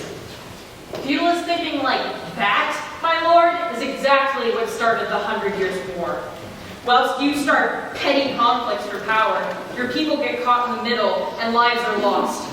You may be protected by your status, but many aren't so lucky. They weren't petty conflicts, and I was not protected by my status. When we failed in rebelling, Henry imprisoned me for years. I needed to protect my family power, and I was not the only one. Many nobles would have repelled the king tried too hard to centralize power. It would have been much more bloody. Sometimes conflicts can only be solved with bloodshed. A king should rule with a strong, commanding authority. No matter how loyal his subjects may seem, more than a few of them will always be traitors. I turned my back on the Thebans for an instant, and they betrayed me. So my only option was to annihilate them and make sure they could never rebel again. Exactly. People do not get much of a fight once they know who is in control. Publicly and maliciously kill criminals, rich and poor, and citizens seem to follow along. If they wanted out from under the thumb of a tyrannical ruler, I support their bid for freedom. But killing them is not how you should govern your subjects. They needed to be punished, but you need to govern them with justice and sovereignty. Kublai Khan was a just sovereign, but he just needed the help of people like me to keep informed about the many different peoples he ruled and to keep up good relations with his neighbors. Maintaining strong diplomatic relationships with my neighbors is why Florence managed to prosper under my control. I kept peace with the surrounding Italian city-states by sending them gifts and going in person to talk to their leaders. I agree. Strong diplomatic relationships are the basis of any strong state. But even then, you must stand your ground. Once, some Turkish ambassadors were sent to me. When they came, they bowed, but they kept on their berets. I asked them why they did not remove their caps, and they said it was their custom, and they did not even remove them for the emperor. So then I said, I wish to reinforce this for you, and immediately had their caps nailed firmly onto their heads so that their caps would not fall off and their custom would remain. Somehow, I don't think that killing their ambassadors led to improved rapport with the Ottomans. Part of my intent when I explored the globe was to open peaceful relations with distant lands, and to bring gifts of trade, such as cocktails, to sweeten the deal, not to make them hate Spain. Lorenzo, I believe that you used me as one of these gifts for peaceful relations. Do you know what I had to do because of your interest in foreign affairs? Against my will, I had to design machines capable of mass destruction. It was for the good of the people of Florence. Surely you agree that little sacrifices must be made for the greater good of a city or country. Yes, I agree that you can make sacrifices for the greater good of the country. However, I don't think that I or any other human being should be one of those sacrifices. If I had not sent you, the Duke of Milan would have engaged in a full-on war with Florence. That would have not have been profitable for either party. Besides, I hear that you were well accounted for. You could have sent my paintings or my sculptures or even my design sketches, but trading a living person is going too far. Well, diplomacy is a whole well and good, real threat. When the Dauphin disbanded my armies to pursue a more peaceful solution, all it did was draw out the strife. His attempt at patching things up with the invaders only lengthened the war. What's wrong with war? I live for the fight. That's my real talent. That was as much my reason for going on the Third Crusade as religious devotion. But fighting requires training, planning, and thought, not just brute force, and I was good at all of it. Growing up, I experienced warfare firsthand. For a ruler, war is simply a game. Rulers hold the fate of thousands and only wish to see a happy ending for themselves. Nothing seems more selfish. War is only a cowardly escape from facing problems diplomatically and rationally. No true ruler shirks the danger of the battlefield. A commander should not be a coward, but a lion-hearted warrior. From the battlefield, he has a personal view of the action and can respond quicker. Also, you must understand that not all disputes can be solved diplomatically. War is also an opportunity for men to prove their worth to their leaders. Occasionally, a lower-ranked officer might make a decision that is unrelated to or directly contradicts a commander's orders. Sometimes it is prudent to go against authority, as in the case of Joan and her cannons, which she used against the judgment of her superiors. I disagree. Who needs cannons? Take the poor, organize them well, and set them loose to murder your enemies on the battlefield. It's that easy. That is so sloppy. No wonder your country was conquered. If you had actually put some thought into your tactics and not gotten civilians involved, so much slaughter might not even have been necessary. I won several battles merely by setting up artillery. The enemies looked over their walls, realized victory was impossible, and fled back from whence they came. Organization is very important. Without it, you tend to fail miserably. A commander should assist his men from the front lines of the battlefield, inspiring them to battle. However, he should also keep his men in order. I did this by dividing my armies into phalanxes, tight formations of the thyroid that could stop infantry and cavalry alike. Keeping your army together is very important. When my first husband Louis and I were on a crusade, the army was separated when the half I controlled moved too far ahead. Due to that mistake, many people lost their lives. Then, some people had the nerve to blame me. I know how you feel. My fellow generals believed so strongly in gentle warfare. Or, more appropriately, setting one's men loose like chickens and hoping they emerge from random duels alive. They clung to it. Time and again, I demonstrated attacking as a unit brought victory, and they clung still to their stupid duels. I had to deal with incompetent commanders as well. One such commander was Parmenion. At the Battle of the Granicus River, he told me to wait until nightfall to attack. But I rejected Parmenion's advice. I would have been ashamed of myself, I commented, if a mere trickle like the Granicus were too much for the Macedonians to cross without further preparation, when I had no difficulty in crossing the Hellespont. Exactly. With proper control and tactics, you could win even the most fair fights. Simply throwing your soldiers at the enemy accomplishes nothing. But I suppose someone like Vlad would be able to comprehend such a thing. I was very organized. Didn't you hear my military plan? Why would you think that less death is better? The only chance of your plan succeeding is if you didn't care how many people were killed. Human life is important. Silly woman, check your facts. I succeeded gloriously on the battlefield. You said that you were captured for 10 years. How is that being victorious? You festering wound on society's backside? Well, that was because Radu chose to strike when my defenses were weakened. Even then, Corvino, the coward that held me, decided to keep me alive for 10 years. So long that he finally decided to become my ally, allowing me to escape. The only reason I failed was because I too had little time to regain my kingdom.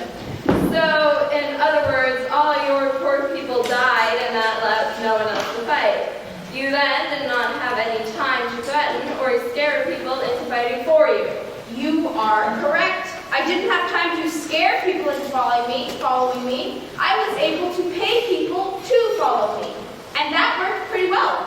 I just lacked resources. So the only thing you did to get your people to fight for you was to pay them a pitiful amount of money and then the chance to fight Muslims? Of course! Killing Muslims is a very good bargaining chip. Who wouldn't want to kill Muslims?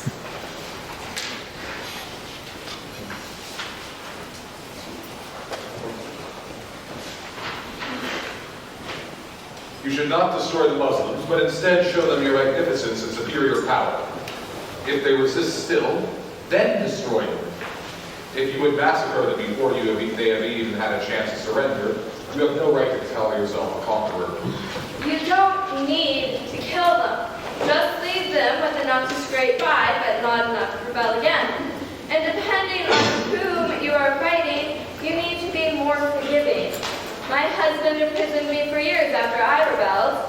It would have been frowned upon if he had outright killed me, although he may have regretted that fact later. Your husband was a smart man. I wish I could meet him. He was an idiot. Even his sons did not like him. Before discussing how you get killed would we even need war in the first place? Exactly. I am no military leader, but if there is no reason to change, then why change? I prevented the peasants' rebellion by not supporting them. I supported plenty of rebellions in my day, but my most memorable fight would be going on the Second Crusade. It was my first fight, and thinking back, it taught me many things. The first, don't trust husbands, and I was kidnapped by mine. And the second is that crusades are a good way to make my life more interesting when everything around you is terribly boring. Well, to me, the Crusades seem like war for war's sake. Pointless bloodshed. Why would you put men in the way of harm when you didn't have to? God is bound to know your place. Although, let's face it here, he was most involved, well, is most involved in France's affairs. France is not the chosen land. We had to go on the Crusades to save the souls of the poor, mistaken people inhabiting the Holy Land. You are right, Eleanor. France was never mentioned in the Bible. At least Jerusalem was. The Lord is perfectly capable of changing his mind. He's omnipotent. Your time, my Lady Eleanor, would have been better spent praying and converting the masses of our homeland. A war of defense, I can understand. Poorly disguised grabs for power, I cannot. We were saving our people from the knights that had nothing better to do than terrorize the masses. By sending them on crusades, we were redirecting their violence to external enemies. I also found France to be especially boring, and the crusades were always a great adventure to go on. I'm sorry. I can't hear you over the Archangel.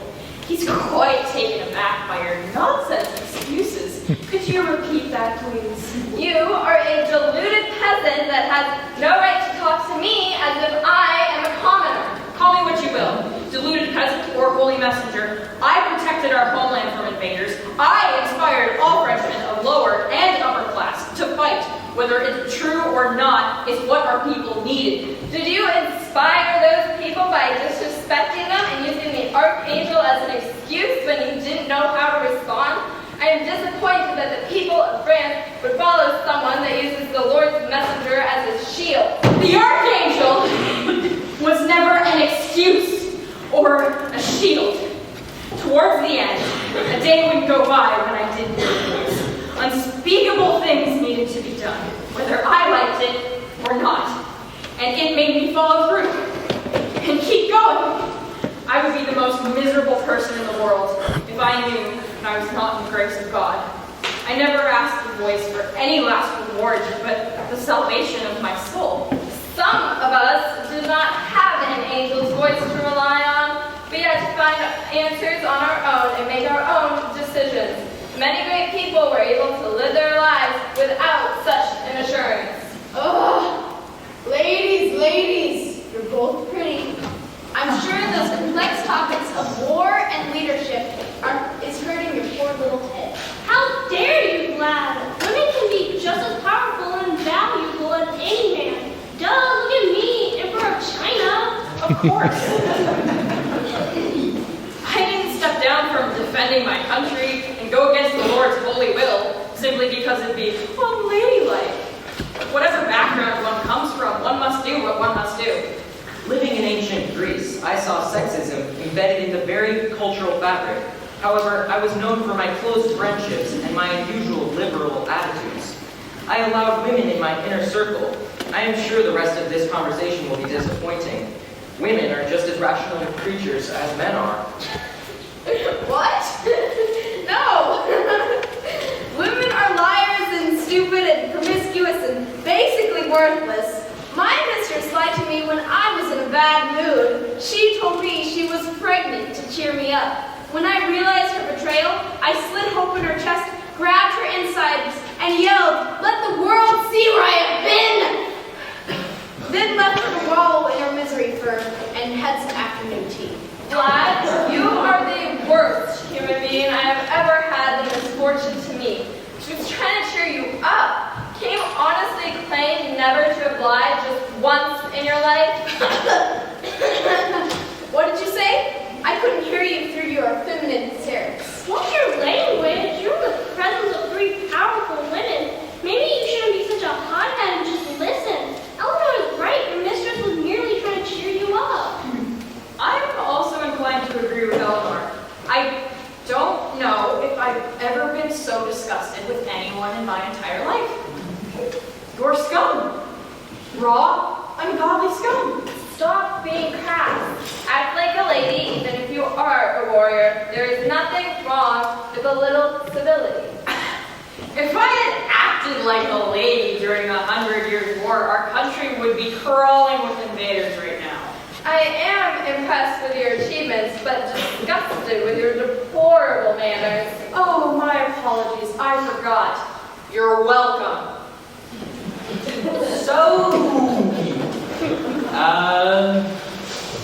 Emperor Wu, did you know that I had a wife, Theodora, that my wife, Theodora, was a capable co-ruler with me, and was almost single-handedly responsible for keeping my empire together at one point? Well, good for her. Hopefully you supported her. Certainly, she supported me and respected me, and I did the same for her. Your wife, Theodora, is another example that women can use power as well as any man.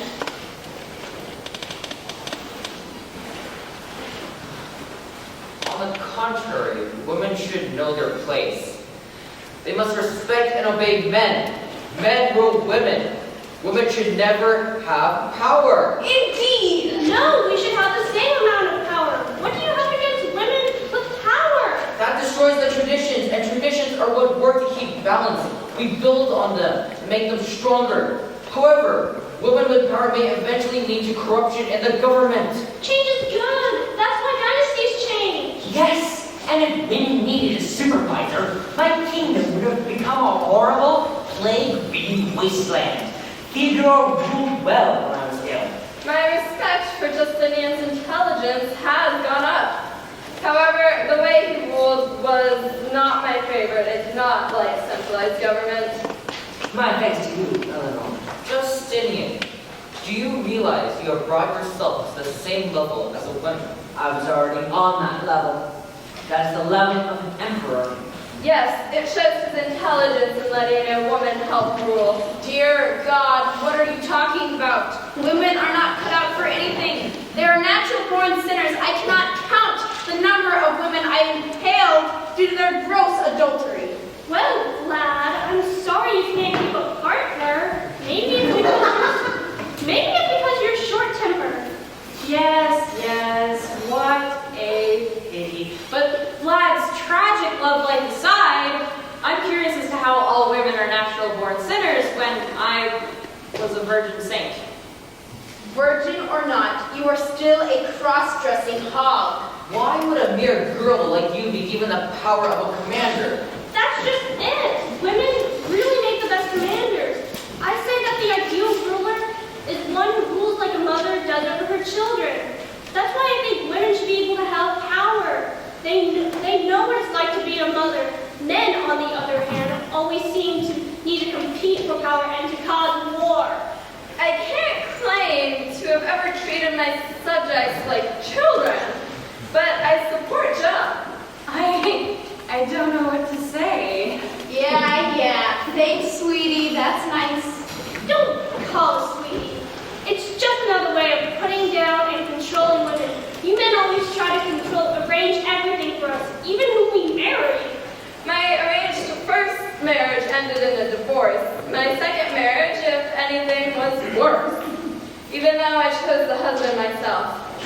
That marriage led me to the courts of love, where we all decided that love does not exist inside of marriage, at least for nobles.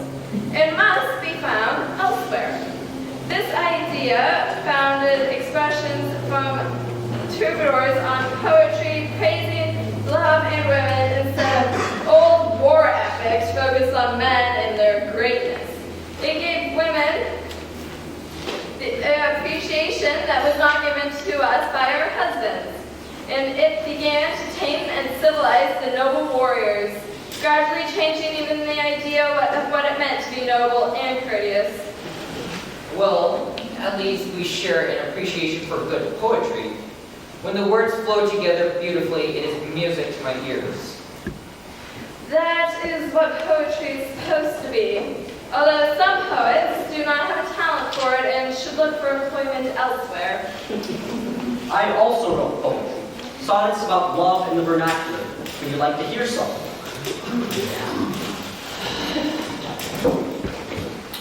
I saw my lady by a purling brook, with laughing maidens for green branches twined. For never since that primal passionate look have I beheld her face, so soft and kind. Hence for a space my yearning was content, and my sad soul some consolation knew.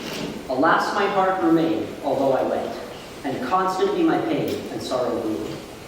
Early the sun sank down from western skies, and left the earth to woeful hours obscure. Afar my sun hath also veiled her ray, upon the mind first bliss most heavily lies. How short a while all mortal joys endure, but not so soon doth memory pass away.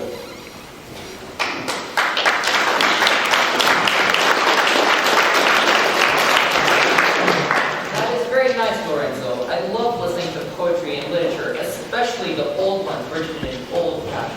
Ah, yes, I agree with you. Just poetry mixes both human emotions and passions, and it's such a simple yet beautiful thing. Old poetry can be quite nice, but that's not to follow my taste.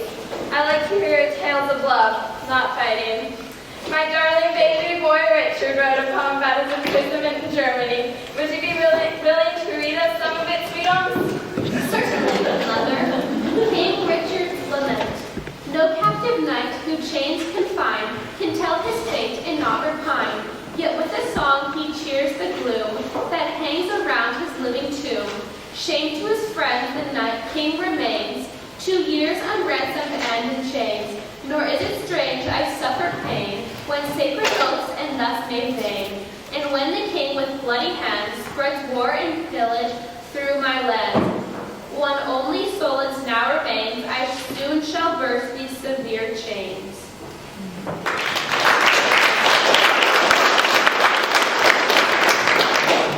In a way, the love poetry of your troubadours set the stage for the revival of classical reason and art in the Renaissance. They placed value on the lives and feelings of people here and now, not just on the rewards or punishments of the afterlife. God created this world as good, and we should treasure and appreciate it. In our art, we should learn how to show it as it is, not as a stylized abstraction. What do you mean? How do you think artists should show the world? I based my images on real anatomy. I observed the structure of real animals and real humans, not imaginary dragons and other creatures flying around. I also think that art is becoming too linear. I think that the boundaries of the bodies are the least of all things. There are many better ways to display an image that not only look better, but work better as well. I see what you mean. Although I use clear lines in my work, I also use color and value to create illusions of perspective, mass, and volume. Yes, and my proposition has proved to be true because the boundary of a body is the least of all, is a surface which is not part of the body contained within that surface, nor is it part of the air surrounding that body. but is the medium interposted between the air and the body, as is proved in its place. But the lateral boundaries of these bodies is the line forming the boundary of the surface, which line is of invisible thickness. Wherefore, O painter, do not surround your bodies with lines, and above all, when representing objects smaller than nature, for not only will their external outlines become indistinct, but their parts will be invisible from a distance. I painted frescoes that were admired by influential persons, such as the Pope himself. Yes, and I am willing to bet that these frescoes were not very linear. I also suspect that they are based on your astute observances of the anatomy of man and animal. Yes, that's right. I was very determined to represent accurately the human body exactly as it is, not as it is idealized. In addition, I wanted to show human emotion and individual expression, not the detached passive world of medieval Byzantine art. That's perfect. And it's great that you moved away from the Byzantine styles that influenced your teacher so much, towards a more realistic style. You achieved this realistic style by observing your surroundings. As a scientist, I observed many things, just as you all do in art. Yes, I believe that observation is one of the most useful tools a scientist has. I agree. I have always loved the exploration of science. I made arguments for the existence of atoms and the void, as well as properties of the universe. That sounds more like speculation than observation. What evidence do you have to back this claim up? No human investigation may claim to be a true science if it does not pass through mathematical demonstrations. You see, Leonardo, I was merely a physical theorist. The theories of mine were among the earliest scientific explorations the world had seen. I do not claim to know much, but my willingness to discover unknown paths carved the path for people like you, Leonardo. Growing up as a page, I learned many sciences. I believe it is very important and helpful to the world of exploration. On my second exploration, I made sure that I had a scientist aboard the ship. Simply to navigate the oceans requires knowledge of the sun, the stars, their positions, how to measure their heights, and much mathematical skill. Like you, Magellan, I believe that the ability to synthesize knowledge from different areas is an important one. For example, I had worked on flow patterns and lock gates, and then I used that knowledge to understand the way the heart worked, assuming that blood acted like water in a canal. I understand what you mean. As a young man, I acquired many different skills and studies that helped me explore the world. So exploration and science are both motivated simply by curiosity and a desire to understand and take delight in new discoveries. Like the strange black goose you found in South America. It had to be skinned instead of plucked.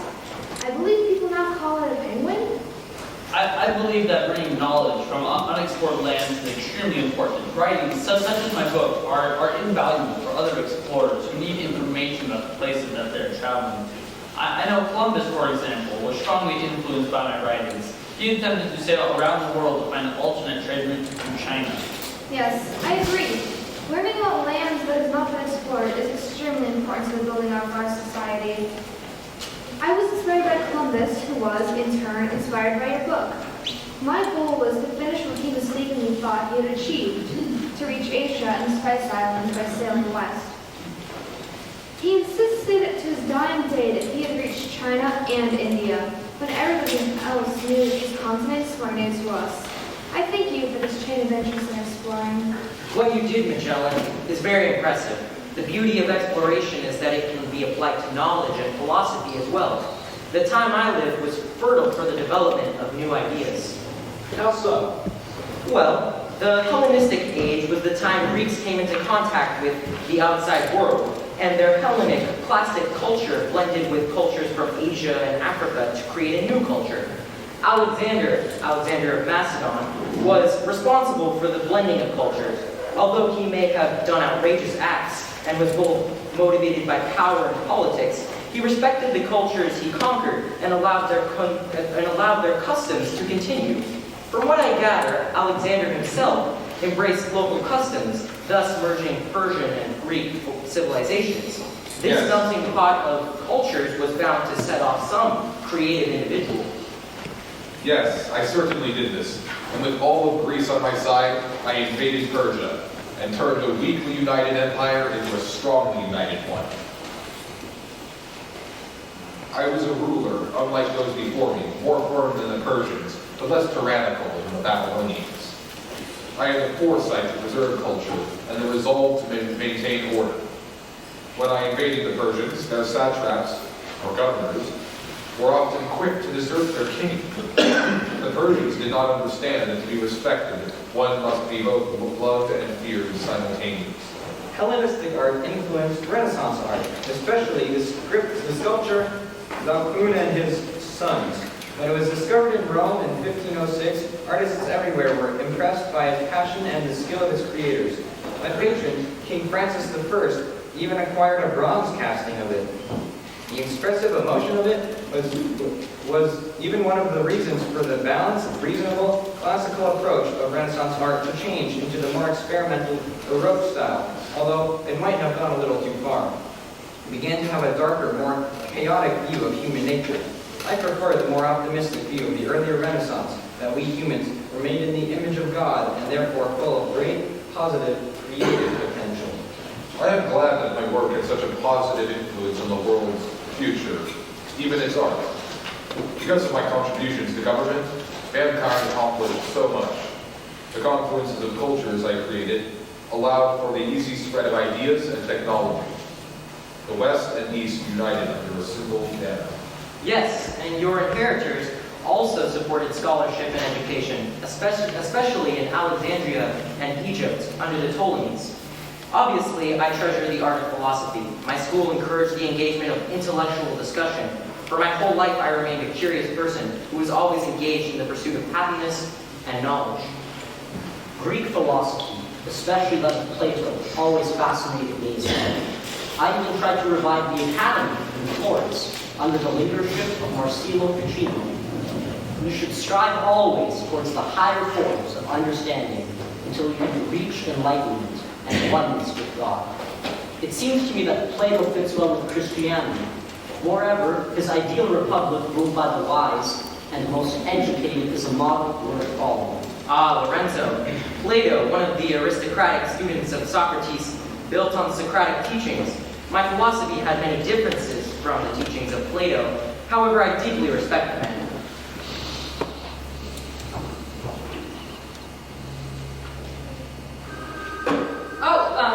Sorry, I have to take this. May I? Nice. It's the Archangel. Oh yeah, I'll fix them up on the way. Yeah. Thanks. Thanks a lot, yeah.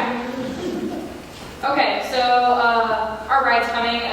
There's stuck in traffic right now, but, so we still have a little bit more time. But okay, so we have to. Everybody knows where they're going. Like, yep. So we need to make a stop at Heaven because we've got me, of course, Eleanor, Leonardo, Luther, Jelen, and Marco? Yeah, Marco. Oh, your son, yeah. So we stop at Heaven. Oh, wait, I forgot. We have a pagan in our midst. We're going to have to stop at Hell to drop off Alexander. No, Alexander is going to Elysium, and Wu is going to Nirvana. Epicurus, you're going to go out back. We're going to bury you out back. Confucius, you're going to go chill with your ancestors. Wait, everybody know where they're going? Wait, where am I going? You're going Hell. You're going Hell. Yeah. Well, I mean, they said that they were going to be about 20 minutes, so we still have time to answer your questions.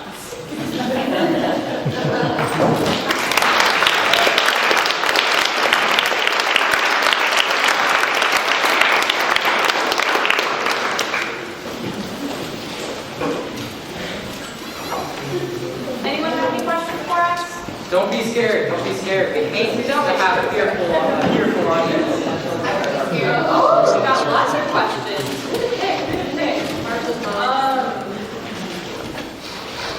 How about you right here? Yeah, I have a question for Marco.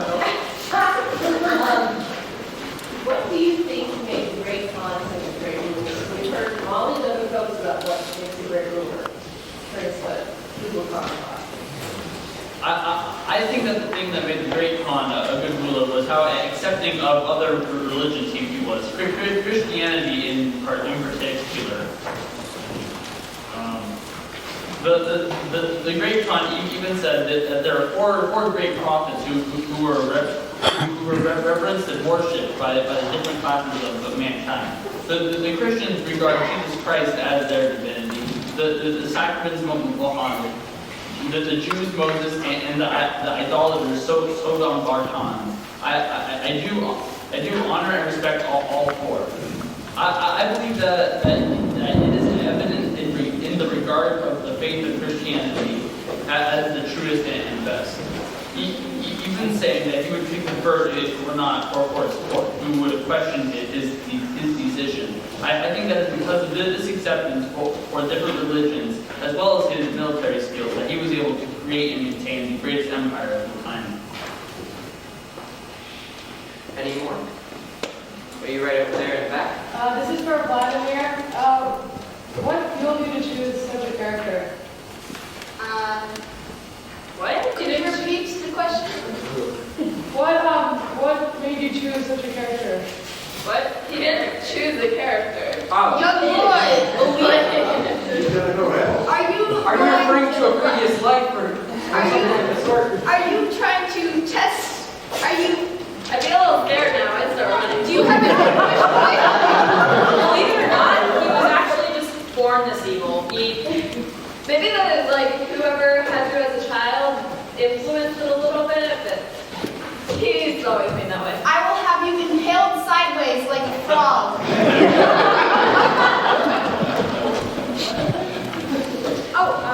Any other young lady in the front?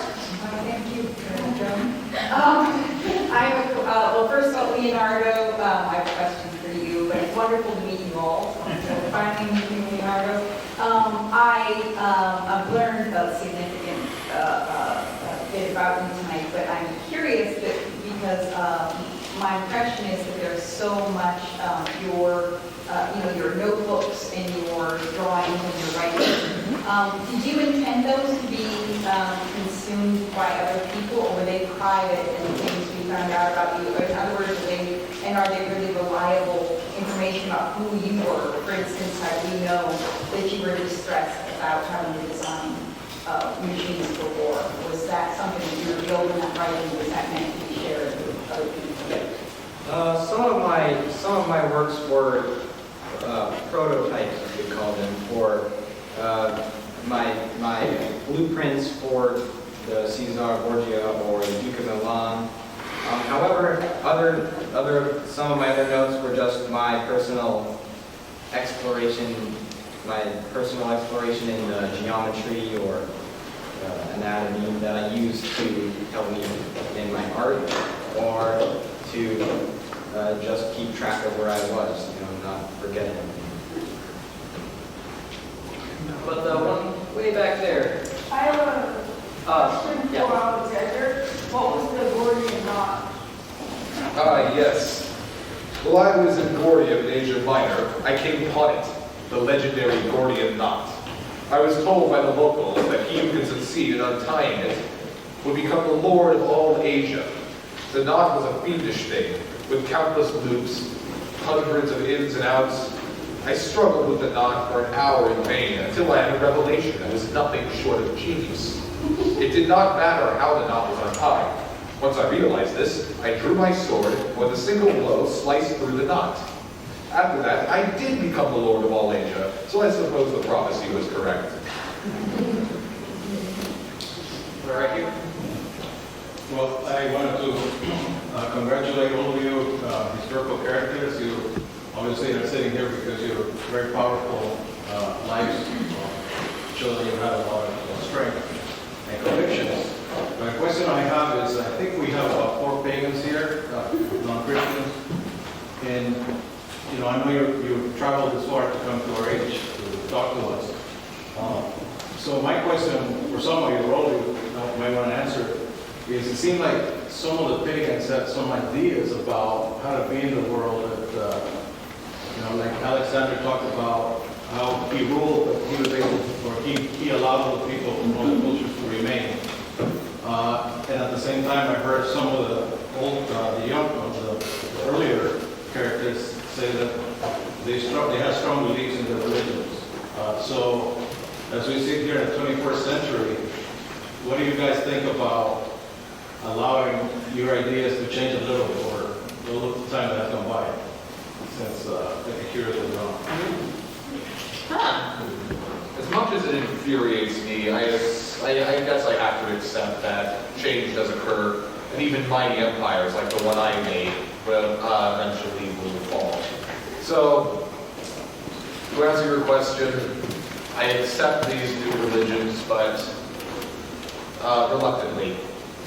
Yes, I agree. I would say that most of these new religions invoke the followers of these religions, or religion, to be more involved than I think they should be in their religion. Growing up in a new era, I noticed how so many people live their lives seeking happiness. I honestly don't think that devoting your life solely to a religion will gain yourself that happiness you might seek. I believe, yes, blue. Okay, well, second answer. Over there, maybe? That's, never mind. Okay, One with the red hair? Yes. Question, I'm sure that this country that you're in right now is new to you, but we're about to have our own political contest. And I'm wondering, you had the chance to pick from our candidates who you think would be the best president for this country.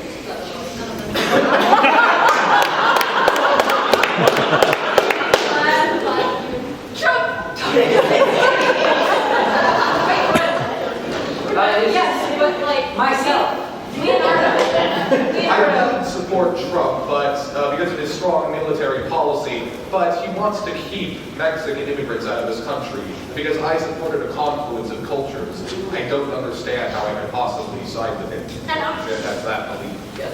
I have another concern, but I'm not an expert on anatomy, so I might have to ask Leonardo. But Leonardo, how long do you think this Trump would be around? Because I mean, he's so orange. Do you think? That is a really good point. What do you think? What do you suggest that orange may have The come hair. from? He must have eaten a lot of carrots. Perhaps. I don't think that's healthy. I must say that this Trump is certainly a strange specimen. I have never encountered skin as orange as his in all my studies. And study a little bit. I did all my studying on dead bodies. So That's good. You just wait. wait for Just wait for the This is 7. All right. So, wow. Loser another chance. One right here in the middle. Right, yes, right there. Well, it's really an honor to be in the presence of so many great people who've influenced history. And I think it's particularly interesting to have 3 strong women, as many of you noted earlier. However, among the crowd, I can't help but noticing that the 3 women that are here tonight all had significant, shall we say, bloodletting in their times here on Earth, whereas a number of them, for reasons that you've explained very, very well, but we have a number of men here who have made their mark in history through non-military, non-violent means. We have Epicurus, we have Martin Luther, Confucius, Leonardo. Why do you think that there are no women who made contributions to history that were not in the area of power and bloodshedding? Well, we need to make sure that our power is known, because men look down on us, and if we show them that we can do just as much as they can, and most of the men I had in my life, like my son, really enjoyed conflict. If we show that we can be just as good, if not better, they respect us more. But why aren't we being just as good at philosophy and art and... They don't listen to you. That is an excellent argument. As a philosopher, I grew up, as I've said before, in a very sexist culture. And from such a culture, I obviously rebelled and would let women and even slaves into my school. Because it is my belief, equally, that a woman can be both powerful politically and philosophically if she chooses. Regardless of time, you're in the right place at the right time. I think part of it is we have to try twice as hard in order to have any sort of recognition. So that's part of it. Also, we tried to get a hold of some, but they couldn't make it. to come, but she fell ill, the plague. It was a complicated mess. Oh, that's unfortunate. Even if the answer was? Well, Poor constitution, I guess. yeah. Yeah, really, that plague. Blue hat girl? I have a question for you. Why did you put eyebrows on the Mona Lisa? You see, eyebrows are a very good way of, it's a good indicator for the emotion, and I wanted the emotion on the face to be up to interpretation, so I just left them off. It was a stylistic choice. Not a mistake. Over there in the red. I have a question for Joan. Could you tell us anything about your farm? I forgot it at home. That's disappointing. But yeah, and he stole this. Like, Jesus, right? Oh, we have even more questions. Oh, this gentleman's been waiting for so long. So, there's a lot of lore behind you, Joan, about you falling out of some very high towers.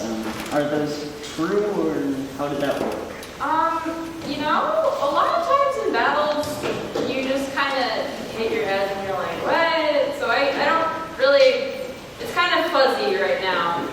But I did fall, well, more or less. I got hurt sometimes in battle. Like arrows would pierce fleshy gooey bits and stuff. And it got to a point where when I was executed, yes, they mostly didn't want there to be any remains to which the French people could pay their respects, but also because I had gotten so horribly injured and just sort of came back onto the battlefield within the next couple of hours so many times, it got to the point where they would think they would kill me, but then they didn't, and they just wanted to make double sure that I was dead. So they burned me at the stake not once, but twice.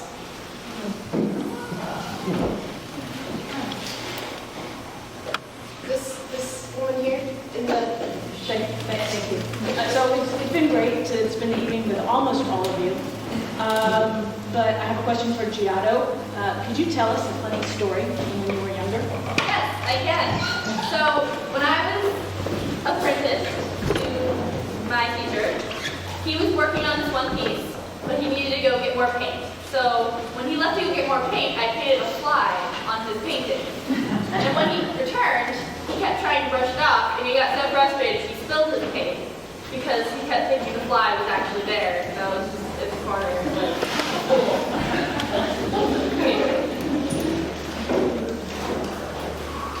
Right here, with the glasses. This is a serious question to Joan. Are you possessed? No.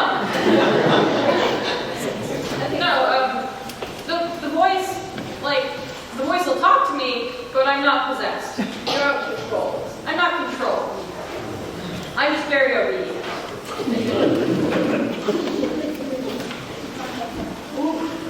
With the black butcher. A question for Vlad. How did you get the name Vladdy and Phil?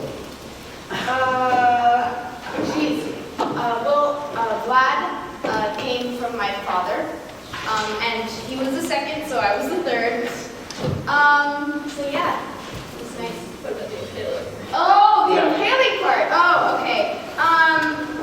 Geez, I don't. Well, you impaled a lot of people. You like to. I did. And like all the different kinds. You were telling me earlier about the. I did sometimes. I impaled them sideways. Yeah. That's the one. Vlad the Slit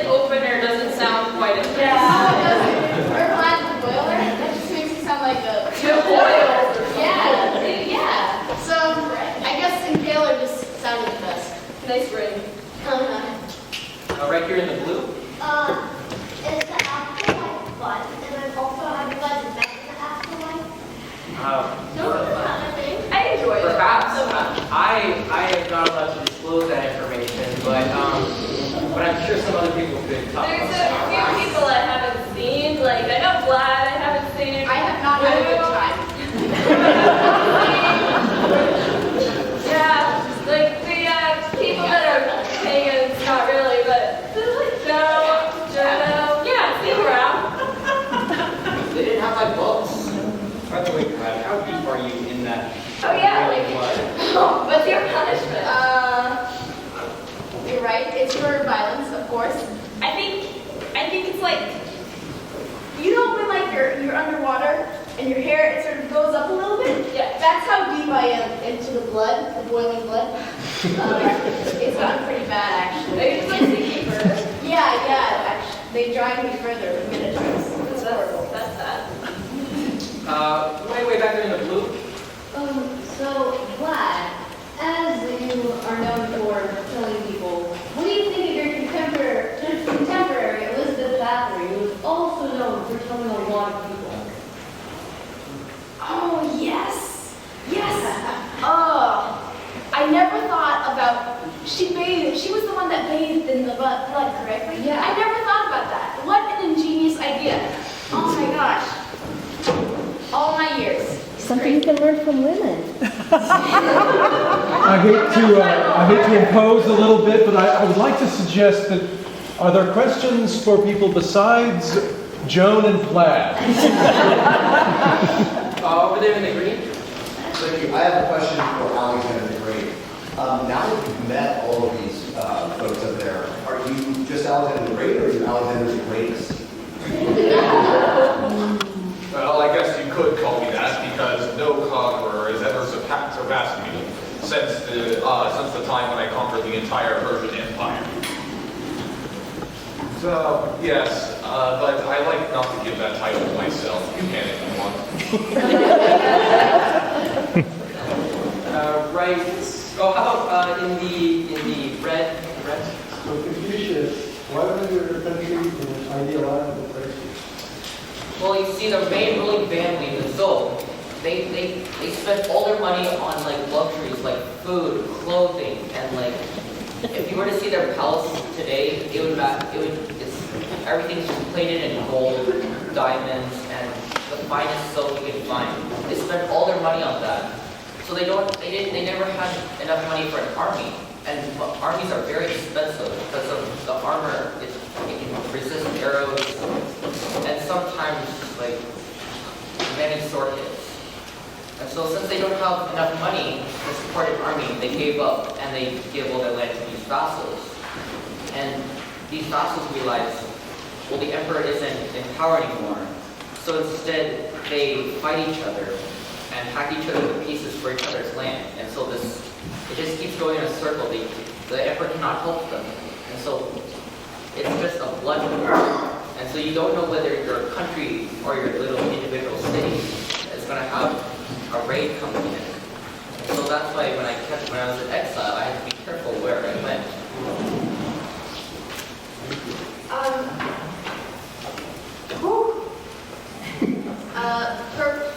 Purple pink shirt. Yeah, I know, it's hard to tell. Sorry. Looks like a peruse. I withdraw my question.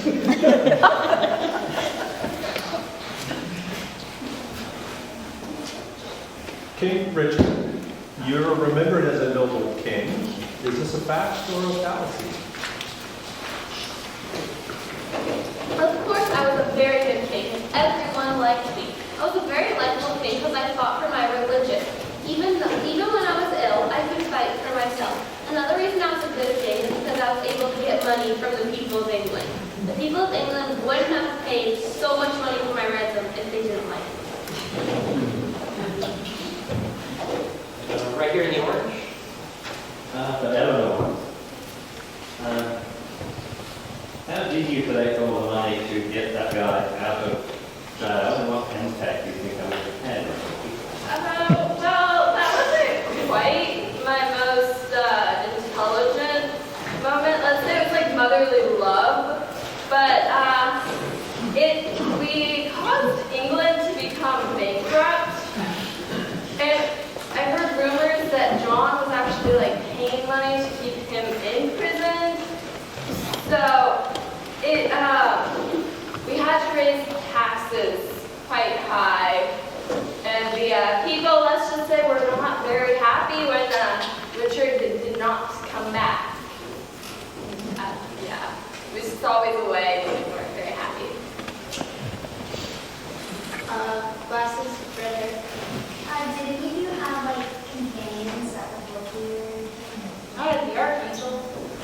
Eudora. I had the companion cavalry. They were some of the finest warriors in my army. They rode alongside me into battle. One of them actually saved my life. Battle of the Granicus River. I'm fighting a couple of sons of the satrap. One of them is about to kill me. One of my companion cavalry, Cletus the Black, sees this and he slices off the man's arm before he can strike the fatal blow. In the booth right over there? Sorry, did you have any family? I did. I had a wife and I had 2 sons, but unfortunately they died when I was on the second voyage. In the back, very white. I have a question for Eleanor. What do you think of the portrayal of your children in the tale of Robin Hood? Well, I think it's partially true. I mean, Richard was always away, and was not people didn't like him at all. He really did have to raise taxes quite high. So, I mean, I feel like Richard came off as like a little too good because he didn't spend that much time in England at all. So. Right here in the green. I have a question for Martin Luther. You were a Catholic priest. Did you have a congregation where any people in that supported your calls for reform, or were you pretty much alone? And if you were pretty much alone, did you ever doubt? I had a lot of supporters. In fact, many reformers before me also tried to reform. The Catholic Church was corrupt, and it was bound to fall, not fall, but it was bound to be reformed at some point. And so many people agreed with me, and my arguments were pretty solid. Not everybody agreed with me, but many.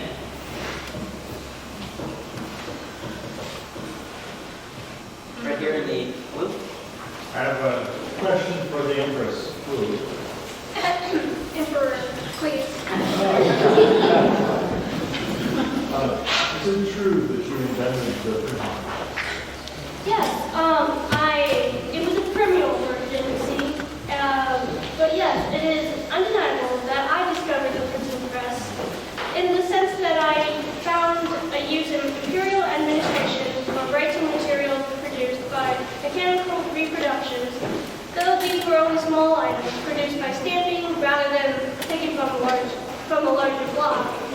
But sadly, after my death,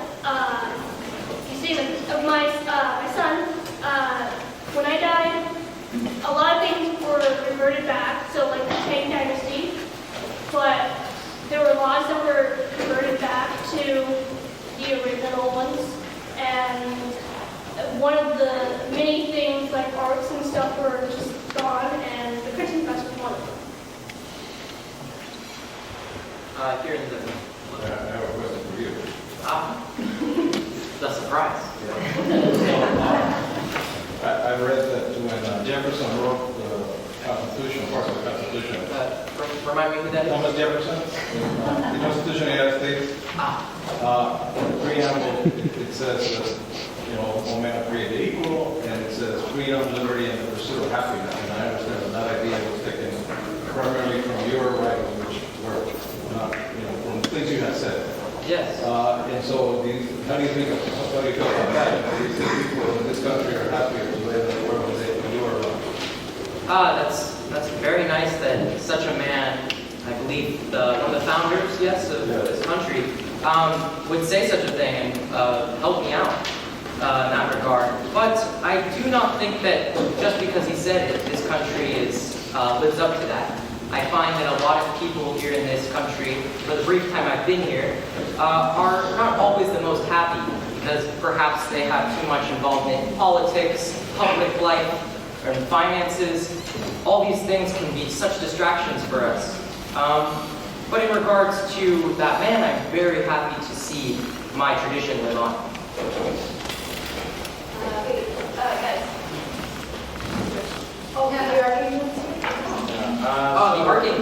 Leonardo wants to say some stuff. I'd like to thank some people. I'd like to thank the feast coordinators, Monica Horn, Caroline Gray, Elizabeth Dubois. I'd like to thank the cooks and feast helpers, Harriet Rasmussen, Lisa Cunningham, and Keemway. I'm sorry if I botched that. Becky Davey, Isabel Wallace, Ann Gardner, Janice Bailey Renderos. I'd like to thank the photographer and also the stage and lighting, Jean Sherrard. I'd like to end the graphic design. He's not in here. Leslie Howells. And also, I would like to ask humbly for donations to the school to help pay for the history piece. And before Tuesday at midnight. And also... Give big. Right, or you'll be meeting Vlad the Impaler.